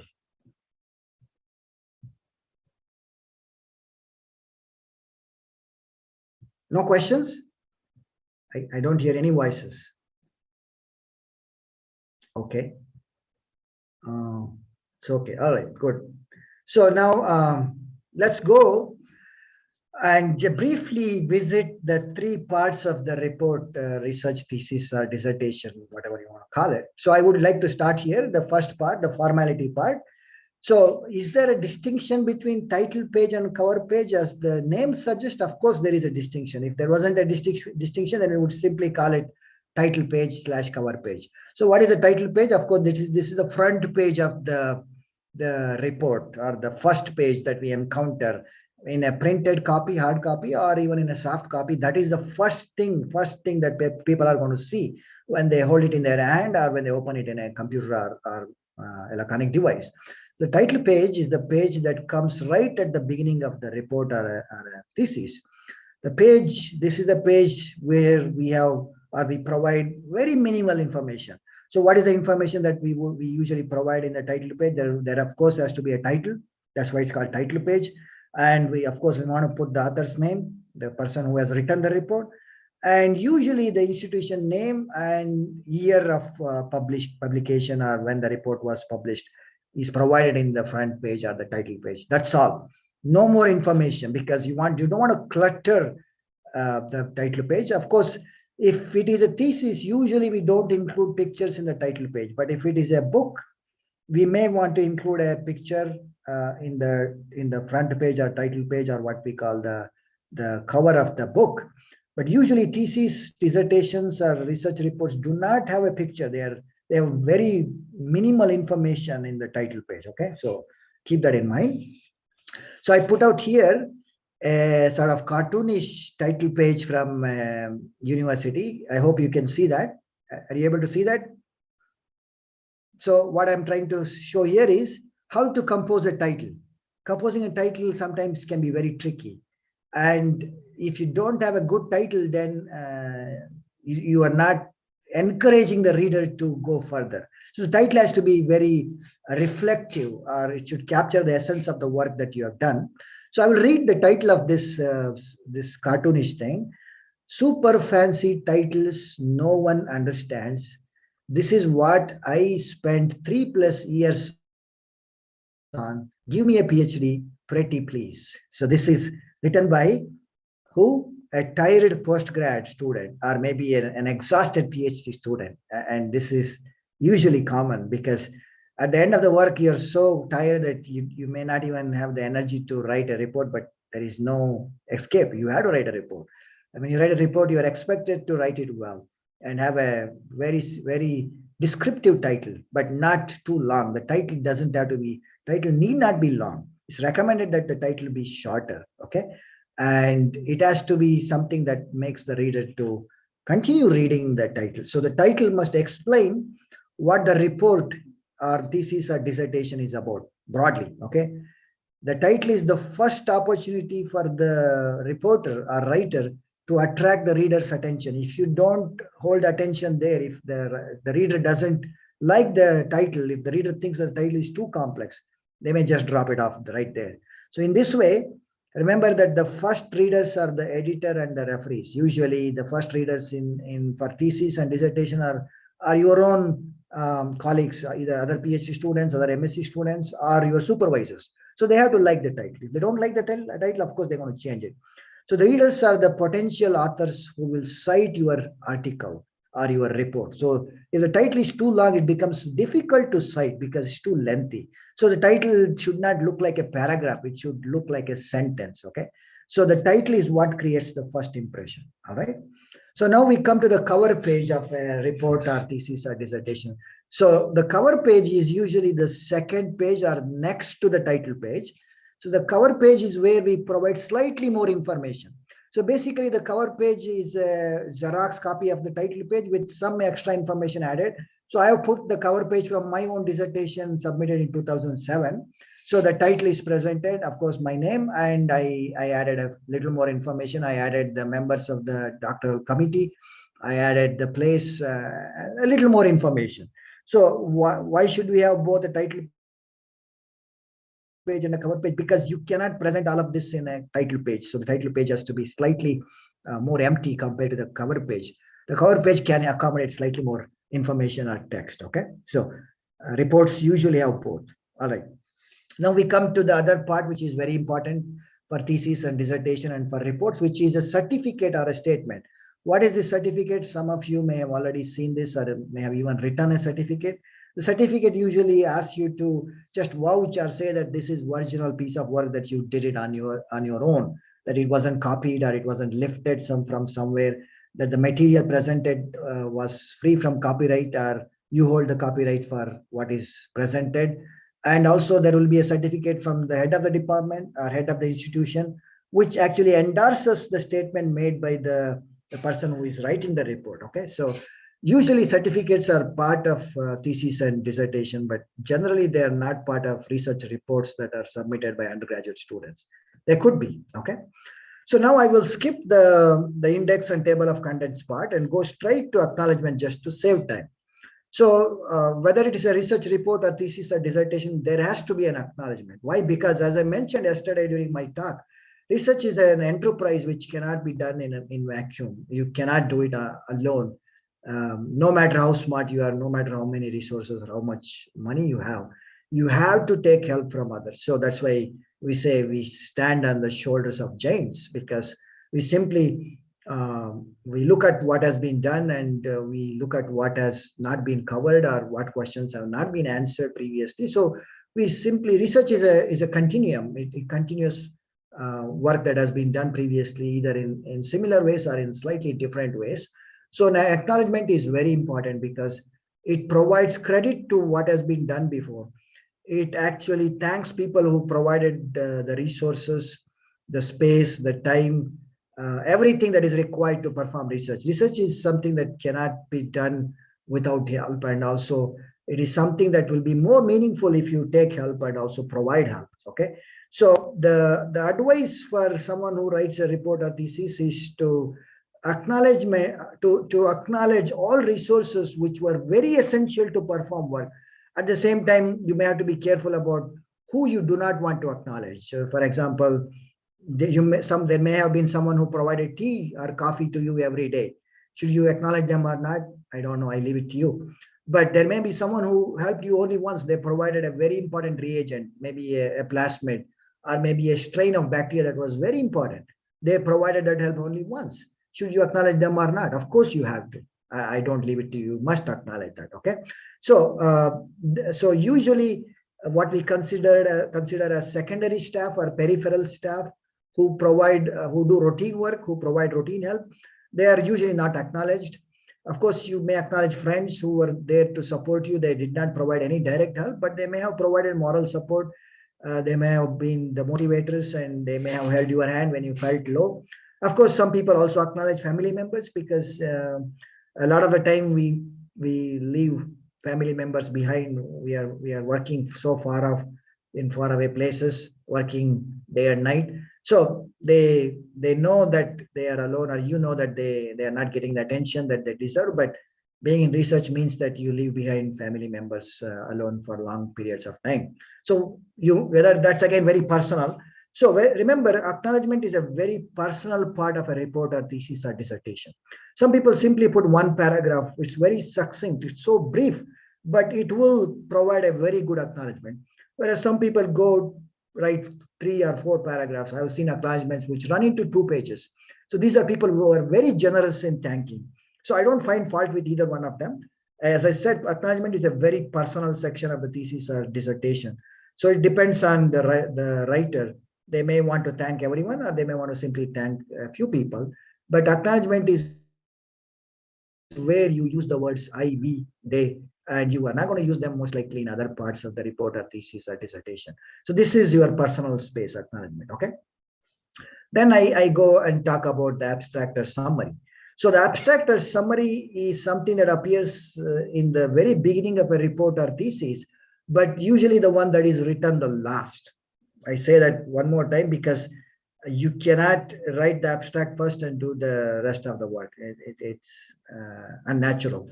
You usually finish everything, write the entire report. You may even have finished writing the reference, and then you come back and write the abstract. Why? Because the abstract is supposed to capture the summary of the work, published or unpublished. And it depends on the context. If it is a research report from undergraduate level, the abstract can be very short, going up to 250 words. If it's an MSc level work, we allow somewhere between 500 to 750 words for MSc level reports or theses. For PhD level work, usually the abstract or summary can be up to 1,000 words. And the abstract or summary can be broken into 2 or 3 paragraphs, usually 2 paragraphs, okay? So a well-written abstract serves multiple purposes. What are the purposes that a good abstract will serve? The abstract lets other readers get a gist of the work that has been done. The abstract prepares the readers to follow the detailed information, analysis, and arguments that are part of the research report or a paper or thesis. And the abstract helps the readers remember key points from the work or research report. And at the bottom of the abstract, we are also likely to put a few keywords, which could be found either in the title, they could be found in the abstract, or they could be found elsewhere in the report. So the keywords are usually between 6 to 10, so that when you put this report in a repository or some database, the keywords are the ones that we are going to use for searching. So when you put the keyword, if the keyword matches, then this report will show up as part of the search. So it's very important to have a good abstract, because when you search with the correct keyword, the abstract is the first thing that shows up. When somebody reads that abstract, they will make a decision whether they should go actually read the full report or not. If the title is good, then that reader is most likely to go next to the abstract. If the abstract looks good, then they're most likely to go and read the full paper or the full thesis or report, depending on what they're looking for, okay? So again, how do you write an abstract? How does someone learn writing an abstract? That is something that evolves over time. Nobody is a master in writing reports, and especially nobody can be a master in writing abstracts. If you write a good report, usually you get a lot of help from your supervisors or from your peer group to write a succinct abstract. So the abstract is the one that gets hit upon a lot of the time, because that is the one that is presented well. So a lot of people will usually help you to come up with a good abstract. So it takes time to develop that skill to write a good abstract. But if you are in the field for 5-10 years, you usually become masters of writing not only reports, but also writing good abstracts. So you don't need to worry about that. It takes time, okay? So now having covered that, now I come to the second part of the research report or the thesis or dissertation, which is the central part, which, as I said before, includes different sections. So I have highlighted only those sections that I'm going to cover today because of the lack of time, and also because some things have already been covered before. So statement of objectives, I will briefly visit that. I'm going to skip the methods and research design because I briefly visited the topic yesterday. I'm going to visit the results and analysis or interpretation part, and then skip the findings and limitations and go straight to conclusions and recommendations, okay? So let's start with the statement of objectives. So again, when we teach students, and if you have ever taken a research methods course, you would have learned some of this. And if you have ever taken a writing course, you would have learned that writing the statement of objective is very important. As important as coming up with a good title, as important as writing a good abstract. So what is the statement of objectives? The statement of objectives is where you want to tell what has been done in the work, and also you want to tell briefly why it was done. So then people ask, is there a difference between aims and objectives? Of course, yes. Aim is what someone hopes to achieve, whereas objective is the action or what was done actually, which means the action that was taken to accomplish those aims. So do we put the aim of the work? Usually we don't. We may aim to do something, but we don't actually put that we aim to do something like that because we may not have accomplished everything. But we usually put objectives because objectives encompass some part of the aim. So we usually put objectives as part of the work in the beginning to tell the reader that this is what the objective was or objectives were, so that we wanted to accomplish something. So aims are statements of intent. Somebody had intentions to do something, but they may not have been able to do everything. So you don't state that. Aims are usually written in very broad terms. They set out what someone hoped to achieve, but they may not have been able to achieve everything. Whereas when you write the objectives, you are subtly or you are intending or you're implying that you have accomplished what is stated in the objective. If you don't state something in the objective, then it means that it wasn't done. But if something is stated in the objective, then you should show the data that that part of the work was done. So objectives should be specific statements. They are not broad-based, they are not generic. They're very specifically written to define measurable outcomes or results. For example, what steps were taken to obtain some result or some outcome, and what actually happened, whether we got that result or not. It can be stated as part of the objectives. Okay. So when writing the objectives, this is another space within the report where someone can be very personal, very similar to how someone can be personal with writing the acknowledgements. So writing the objective statement is where you have to be very positive, use positive or very strong words or statements. So you have to write the objectives, as I mentioned before, as some things that have been achieved as part of the work, some things that are going to be presented in the report. If something wasn't achieved, you're not going to present. That's one drawback of research or drawback of reports is that we don't usually mention in the objectives what wasn't achieved. We don't mention in the report what failed. We don't mention what was negative. We are so biased towards being positive that all of our reports are packed with positive things. There isn't anything negative. Okay, usually very little. So don't attempt too much. As I mentioned yesterday, ask what level am I at? What objectives can I frame? Can I accomplish it? So based on that, you have to write objectives. So don't be over ambitious. A less ambitious but completed objective is better than an over ambitious one that you cannot possibly achieve using the time and resources that are available. That is the truth of the world. That is what is practical. We have to be practical. We have to be pragmatic. So what is being pragmatic here is that be less ambitious and try to achieve some objectives instead of being over ambitious and not accomplishing anything or accomplishing very little. People appreciate your efforts when you accomplish something and you stated very less instead of stating too much and not accomplishing anything. So as I mentioned, be realistic, be practical, be pragmatic, do have the necessary resources to achieve the objective. Ensure that we have all the time, money, and skills before we can actually accomplish. If we don't have, wait or try to acquire those resources to complete the objectives. Only then write the report. Okay. Of course, you can write parts of the report. Now I come to the results and analysis or interpretation section. The results section is what takes up the major part of not only the report, but also the major part of the second part or the central part of the thesis or dissertation. So the results section is where we're going to report the major findings. We may not report every bit and piece of the information or resource outcome or result that was obtained, but we're going to report what was major, what is likely to change the field of thought or the school of thought, what is likely to contribute to the body of knowledge. So the result section is where we report the findings of the study or the research project. And of course, the results would be obtained based on hopefully some systematic methods or scientific methods, which we talked about yesterday, because we apply or deploy those tools or methods to obtain this data or results. The results section state the findings of the research, usually arranged in a logical sequence. So why logical sequence? I'll give you an example. If there are multiple results to be reported in a report or thesis or dissertation, you have to be careful about how you report them. So you usually don't report the less significant ones in the beginning. Why? Because someone may not have all the time to read all the results. So very important to report the significant results at the beginning of the report or thesis, which means if people think that these are the most important results, they want to read through it. and then skip the other parts which are less likely to be important, are those that were insignificant.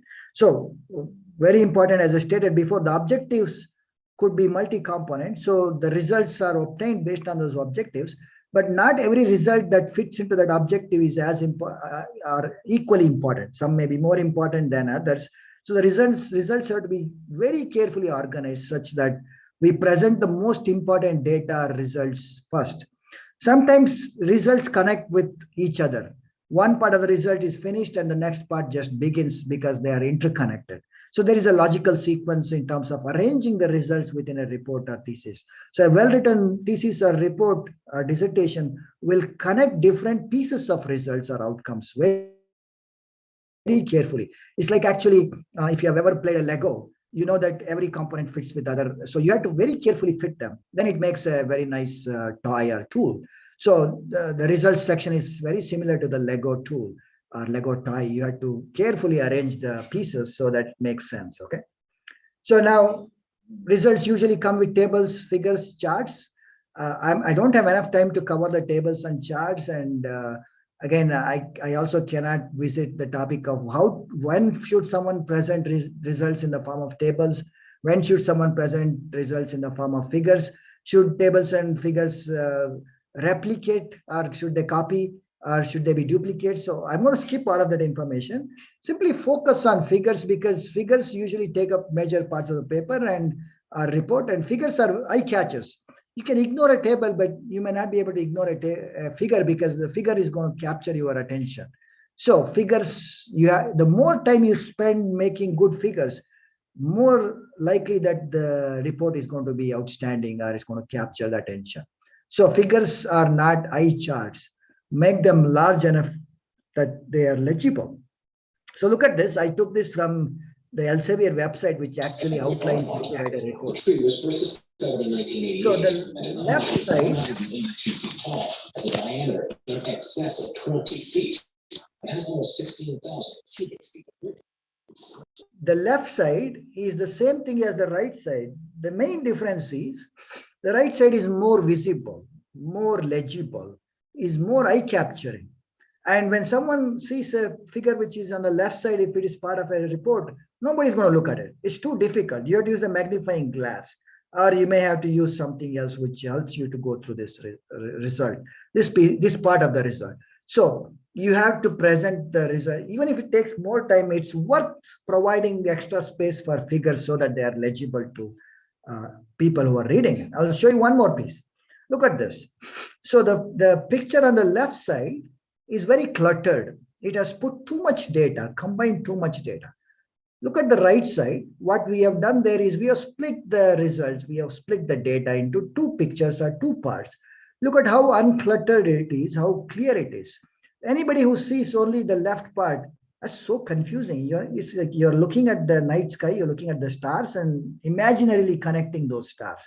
Whereas look at the lines on the right side, they're very clear. You can follow the data. You can follow the trend. You can tell what is happening directly by looking at the figure. So very important, don't put too much information into figures. Do not clutter them. And very important to present them using good quality tools or software. Use a good software that will help you make better pictures. Lines have to be visible when you print them. Lines have to be visible without zooming in, because sometimes the lines are so thin that you don't know whether there is a line there or not, especially when too many lines are close to each other, okay? If it is a chart like this, okay?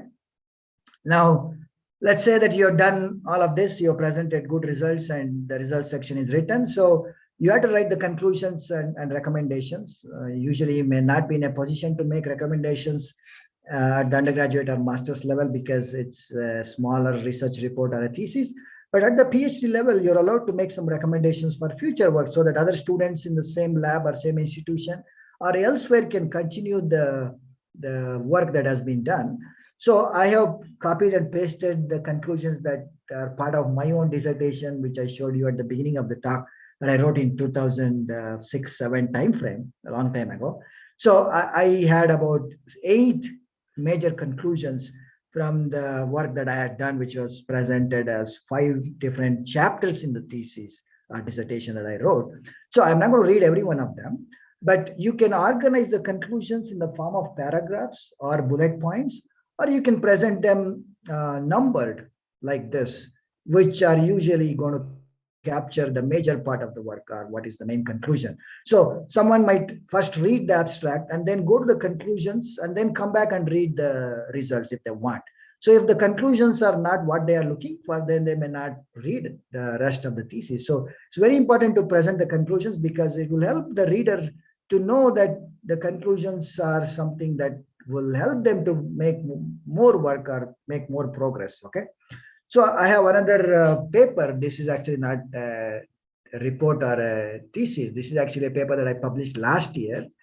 And in this paper, I actually put the conclusions in the form of a paragraph.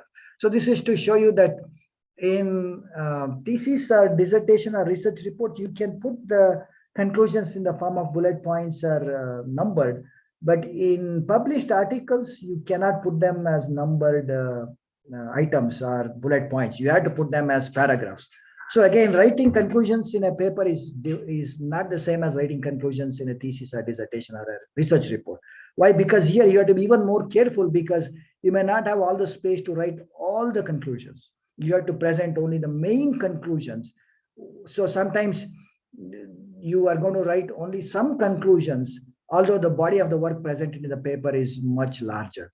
Whereas in a dissertation, you can write all the conclusions that are part of the work or the part of the thesis that is written. So there are differences in writing conclusion. Okay.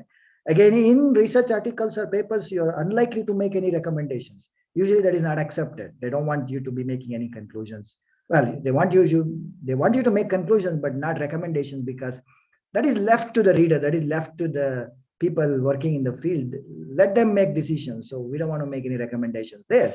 But a report or thesis or dissertation, we have more leeway. We have more freedom, because that is our personal work. It's not very structured, or it is not tightly regulated like research articles by journals. So we can make recommendations in thesis or dissertation. Okay. Now the last part of the main report is, of course, references. And sometimes you have seen the term bibliography. Have you heard of the term bibliography? Anybody? You heard of the term? Yeah. Yeah, I have heard. Yeah. So the most common term that you may have heard is references, but some of you may have heard the term bibliography, right? Are they one and the same, or are they different? Are they one and the same, or are they different? Bibliography and references. I think it is same. It is same? No. If it was the same, then we wouldn't use them. Well, some people sometimes use them interchangeably, but know that references are more specific or more concise compared to bibliography. Bibliography is sort of old style. Okay, in the old days we had bibliography, but references is the more modern way. And the references section usually at the end will have a list of references, which means to make the list of references, those references or those papers or those websites or whatever resource that is going to be listed in the reference section has to be cited somewhere in the first part of the report. So, sorry, either in the first part or the second part, usually in the second part, which means the text will have references which are cited either by number or by names. And the list of references will capture those citations. So you may have also heard of the term citation. So citations are inserted into the text in the results section, in the introduction section, materials and methods, almost everywhere. But the reference list will actually make a list of all of those. So that's what Professor Mida was trying to explain today. How do you build a database of references? Then how do you insert them when you are actually writing the text? For example, using Microsoft Word, you can directly insert a reference within the text. When you insert that reference, Mendeley is built such that it will create at the end of the file a list of references. It happens automatically. So that's why yesterday I said that we live in a very privileged world. Think about what would happen, what was happening 25 years ago. We didn't have any reference managers or softwares or tools 25 years ago. You had to manually type the thesis. You could, of course, type the thesis using a computer, but then you had to insert the reference yourself and then make a note of that reference. And once the report was written, then manually type all the references, manually type the reference or copy paste and still arrange the reference. It was very painful, very painful. But now, thankfully, we have all of these tools like Mendeley and EndNote.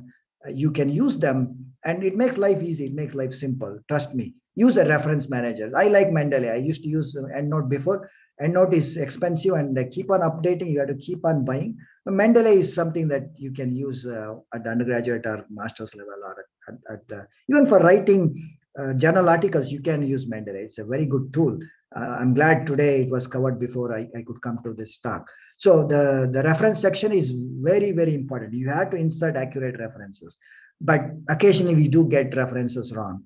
So the paper that I just showed you that I published last year, I got one reference wrong. That was caught by a reader who actually whose paper was referenced, and he read the paper and he wrote to me saying that you got my reference wrong. It does happen. Okay, so a paper is not very accurate or it's not free of errors. Usually there will be some errors. We have to accept that. Okay. Then the last part of the report or thesis is what I call the limbs or the appendix or the additional details. So as I said, it may contain published articles or papers that were used as part of the report or dissertation or thesis.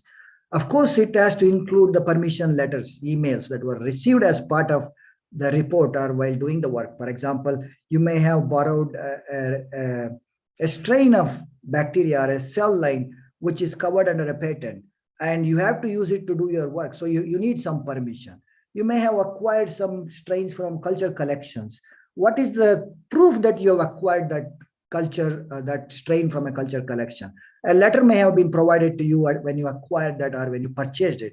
So you may want to include that letter in the appendix section to show that you actually purchased that strain. And that's the strain that you worked with, or that's the cell line that you worked with. So permissions obtained as part of getting copyright permissions or getting patents to be cited or patents to be used in written work. So it's better to include those if you are writing a good report.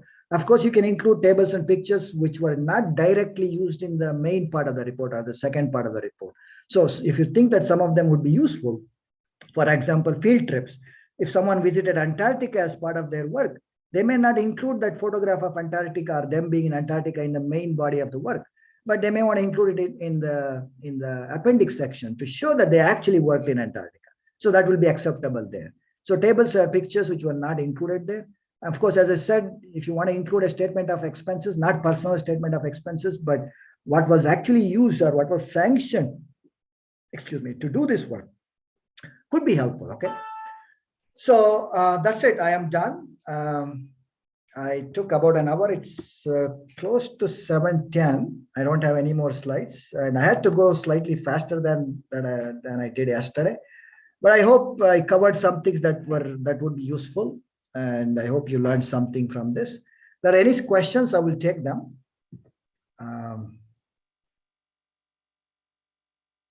There are no questions, then you can email them later. So, good evening, sir. May I ask a question? Yes, madam. Where does the hypothesis in the Go ahead. research come in this entire process? Where does it fit in? So the hypothesis, excuse me. So you can state the hypothesis in the introduction section, or you can state the hypothesis at the beginning of each result section. For example, let's say you are writing presenting a main result in the report or in the thesis or dissertation. So you have just started writing that result. So at the beginning of that, you can say that we hypothesized, or you say that you may mention that it was hypothesized that something was not going to happen, and the results supported this hypothesis. This is the result. Or you might say that the results did not support the hypothesis. Here is the result. So you might state those hypotheses at the beginning of each result section. Or you can also include them somewhere in the introduction section that you had hypothesized something, and based on that hypothesis, you had set some objectives. You have freedom to insert the hypothesis either in the introduction or in the results section, before the objectives or after the objectives. Okay. in some cases, they don't even state the hypothesis. But in my opinion, again, it's very personal. It's very important that, especially PhD research is hypothesis-based. You have to have a well-defined hypothesis. And no matter how small it is, you have to have a hypothesis. It's better to state that hypothesis somewhere in the report. Okay. Anybody else has? Yes, sir. Good evening, sir. Yes. Myself, Dr. Aziz from Bangalore. Yeah. Sir, right now, bibliography is written on the thesis search report. We can write the reference. Can you please repeat? Nowadays, bibliography is also written on the thesis report. In the last, we are mentioning the references. The main heading is bibliography. Right now, it is also in the trends. Yeah. So it depends upon the university, pharma, or you have to define, because as I said, bibliographies can also include notes, because see, reference is usually cited work, but bibliography, in bibliography, you might insert a paragraph as part of that work. For example, you want to insert in the text, read in bibliography a reference section about this. So in that reference section, you're going to write a paragraph that this was borrowed, this was discussed, this was personal communication. So let's say if you write personal communication, then you may want to explain what that communication was. That is what becomes part of bibliography. But reference section is usually published work, usually. Especially for citation. Yes, especially reference for cited especially work. For citation. Yes.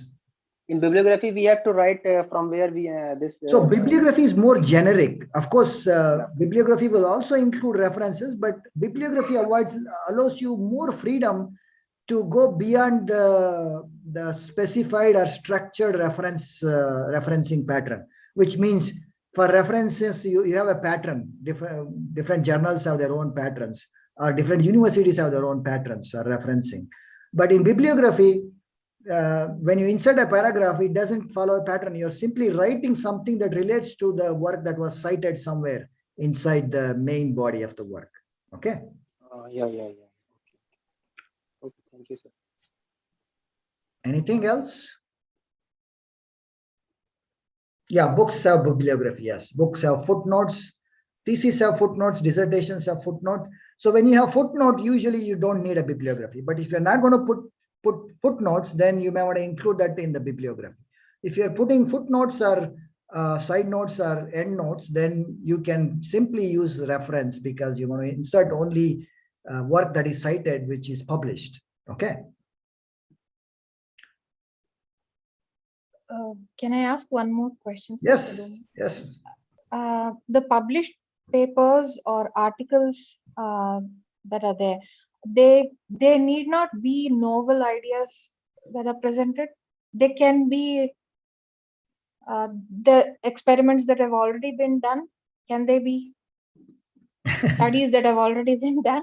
It's a good question. So I usually don't use this because it's very derogatory in academic circles, but I use that. I will use that. So it's called Me Too hypothesis. You may have heard of this Me Too hypothesis. No. So is there anything that is novel? Can you come up with an entirely novel question that nobody has asked before, nobody has addressed before? It's not possible. That is impossible. That is impossible. But there has to be something novel. It's like, let's say that we clean our houses every day, right? We clean our house every day. Is there a novel way of cleaning the house every day? For example, let's say we broom the house early morning, let's say. Can there be a novel way? Well, every day we broom, but occasionally we go to the corners and broom. Occasionally we put the broom on the corner. That's different from what was done yesterday, correct? Yes. So that is a fine thread. You have to find something novel, because see, we have to be honest. So 50% of the work may not be novel. It might be simply replication. It might simply be repetition. It might be retesting a hypothesis. It might be testing the hypothesis in a different context. But you have to present. So what matters here is how do you present even something that is perceived to be not novel. but it actually provides more data or additional data. So that can be published. If that was not the case, then we wouldn't have so many journals. Then we wouldn't have journals coming every month. If every journal, if every publisher wanted only new data, novel scripts, novel results, then they would publish less number of journals. They would publish them less frequently. But just look at now, electronic publishing doesn't even think about weeks or months. They publish as soon as the paper is done. It's published online. Why? Because they think that there is something that is useful. So I think what is important for us as researchers or academics is to think about what is useful rather than think too much about novel. I'm not saying that you should not think about something being novel, but think about whether it's useful to you, useful to someone when it is published and when someone reads it. And finding novelty there is, of course, it is our responsibility. If we fail that, then it may not get published. It is not going to get published. Very likely it won't be published. So if you state that the results are not novel, but they actually extend some previous work, or they dispute previous work, of course, that itself is novel, that you're disputing some previous work. So it might get published. So just trust me, you cannot, in this world with so many researchers, with so many experiments, so many sponsors, very unlikely that something is going to be novel. Unless, of course, you found the coronavirus, the novel corona, that is novel. That is earth-shattering. And that happens only once in 100 years, right? So, yeah, that's different. Okay. So, but you will be allowed to publish even though if it's not novel. Yes, there are avenues to publish. There are avenues to publish. And again, in the internet age, in the digital age, there are so many ways to publish. There are so many ways to let people know that something has been done. So if you want to publish in journals, again, top-tier journals, of course, there has to be more novel results to publish. But if it is less novel, the editors themselves will recommend that paper to another journal which will publish it. So the good thing about being in this field is that you always have help from other people. Even the editor or the editors that read the paper think that it might go to another journal where it will have a better home for publication. So that is why we have what is called article transfer service. Whether you submit to Springer or Elsevier or another publisher, BMC, they will recommend the article to another journal where it is likely to get published because the results were not that novel, or not all the results were novel, or simply there was no novelty, but that there was some data that could be used. There could be some data that somebody might find useful, who knows, from 5 or 10 or 20 years from now. So it could still be published. Or simply you might want to publish it, or you want to put it in some depository like bioRxiv or medRxiv or somewhere where it will stay, and if people want it, they will read it, or they might find something useful. Yeah, it happens trust me, it happens very frequently. You spend all the time, you do the work, you gather data, you write a report, you write a thesis, you write a dissertation, it's okay, nothing happens. But when you convert that thesis or dissertation into a publication, one manuscript, you submit it, it gets rejected because editors don't think that there was anything new.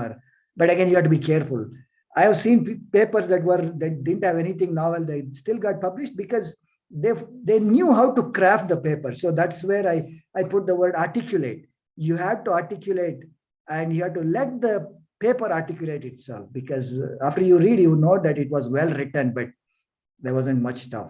So a well-read article still gets read, a well-written article will still get read, even though it is not novel. It's like reading newspaper articles every day, right? There's nothing new in newspapers, you still keep on reading. It's the same stuff, continuation. Anything else? I think we have taken Thank you. Time. Thank you, sir. Sure. Okay. Thank Madam, you, should we close? Yeah. So let me thank. Yes. No more questions, Nutana? No, ma'am. Ours is a platform is can extend, but for you it will be difficult. We have to end. Okay, sir. Ma'am, with the vote of thanks, I'll end, ma'am. Yes. Yes, ma'am. On behalf of Padma Shri Institute of Management and Sciences, we thank Professor Shivakumar, sir, for delivering a wonderful talk. Sir, we are greatly benefited by your talks. Thanks for clearing our doubts in the interactive sessions. And we had 2 sessions by you, sir. In that, we have learned about structure and organization of research reports. We are gratefully thank you, sir. Thank you, sir. Thank you. It was a great opportunity for me. I take that again as a privilege to be talking to so many people at the same time while not knowing any one of you or not seeing any one of you.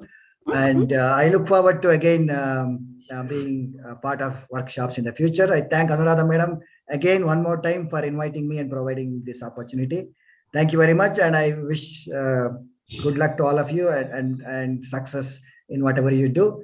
And take care, stay safe. Thank you. Thank you, sir. Thank you. Yeah. Dear participants, there is an announcement about tomorrow's sessions.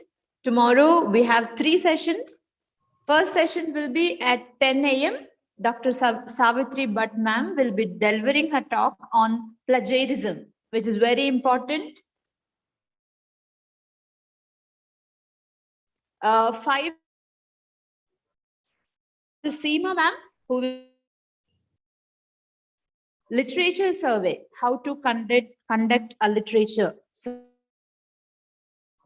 from evening 5 o'clock to 6 o'clock, followed by one more talk that is that will be delivered by Dr. Sudipta sir.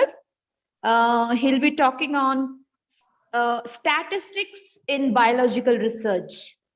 So I request all of you to attend tomorrow's sessions as well. The feedback link is provided to you in the chat box, so you can give your feedback. And anything else, ma'am? Today's activity you want to announce? Yes, ma'am. Today's activity will be the structure of good research. What we have learned today related to that only, the structure of good research pictorially, pictorial representation. You can give us in a flow chart or you can represent in pictures. And please send it, your activity, to the link that we have provided. Nutana, please post the activity in the group also and type it in the chat box also. Yes, ma'am. Yes, ma'am. Yes, ma'am. I'll chat. I'll post it, ma'am.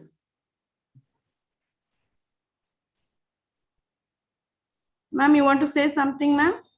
Yeah, I just want to thank both the speakers, and it was an excellent session. I myself learned so many things, and I feel, it is great that there are more than 100 participants who stayed with us till the end. But I know that we are doing continuous sessions. Sometimes it might be difficult for someone to join, but the recorded sessions are available on request. We can always give it to them. That is one thing. And second thing is tomorrow's session, please don't miss it. It is really, really very, very helpful because I heard those talks earlier also. This is the third time we are calling Dr. Savitri Bhatt to deliver a talk on plagiarism, which is an important topic. I request all of you to be there with us and participate in the activities which we are giving it. Thank you one and all. And a special thanks to Shiv Kumar sir and also Sushil. I take this opportunity to welcome Sir Shiv Kumar sir to campus once everything gets right, because we moved into a new building, excellent building, where there is an opportunity for a lot of research, including collaborative research.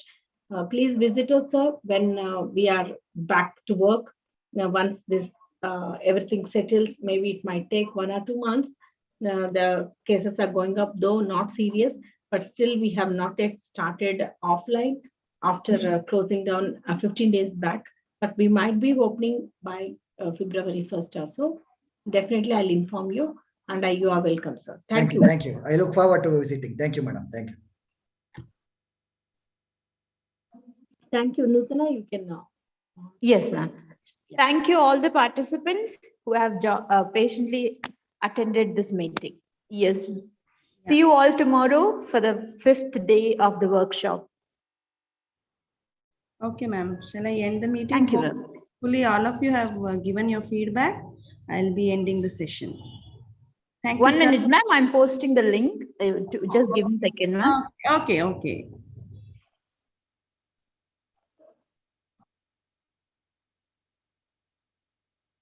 For the competition, they have to register. The last date. The same link, no ma'am? No, registration link is given in the PDF. Yes, ma'am. Yeah.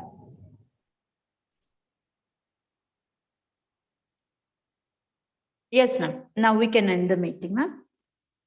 I've posted the link, the activity link. Yes, ma'am.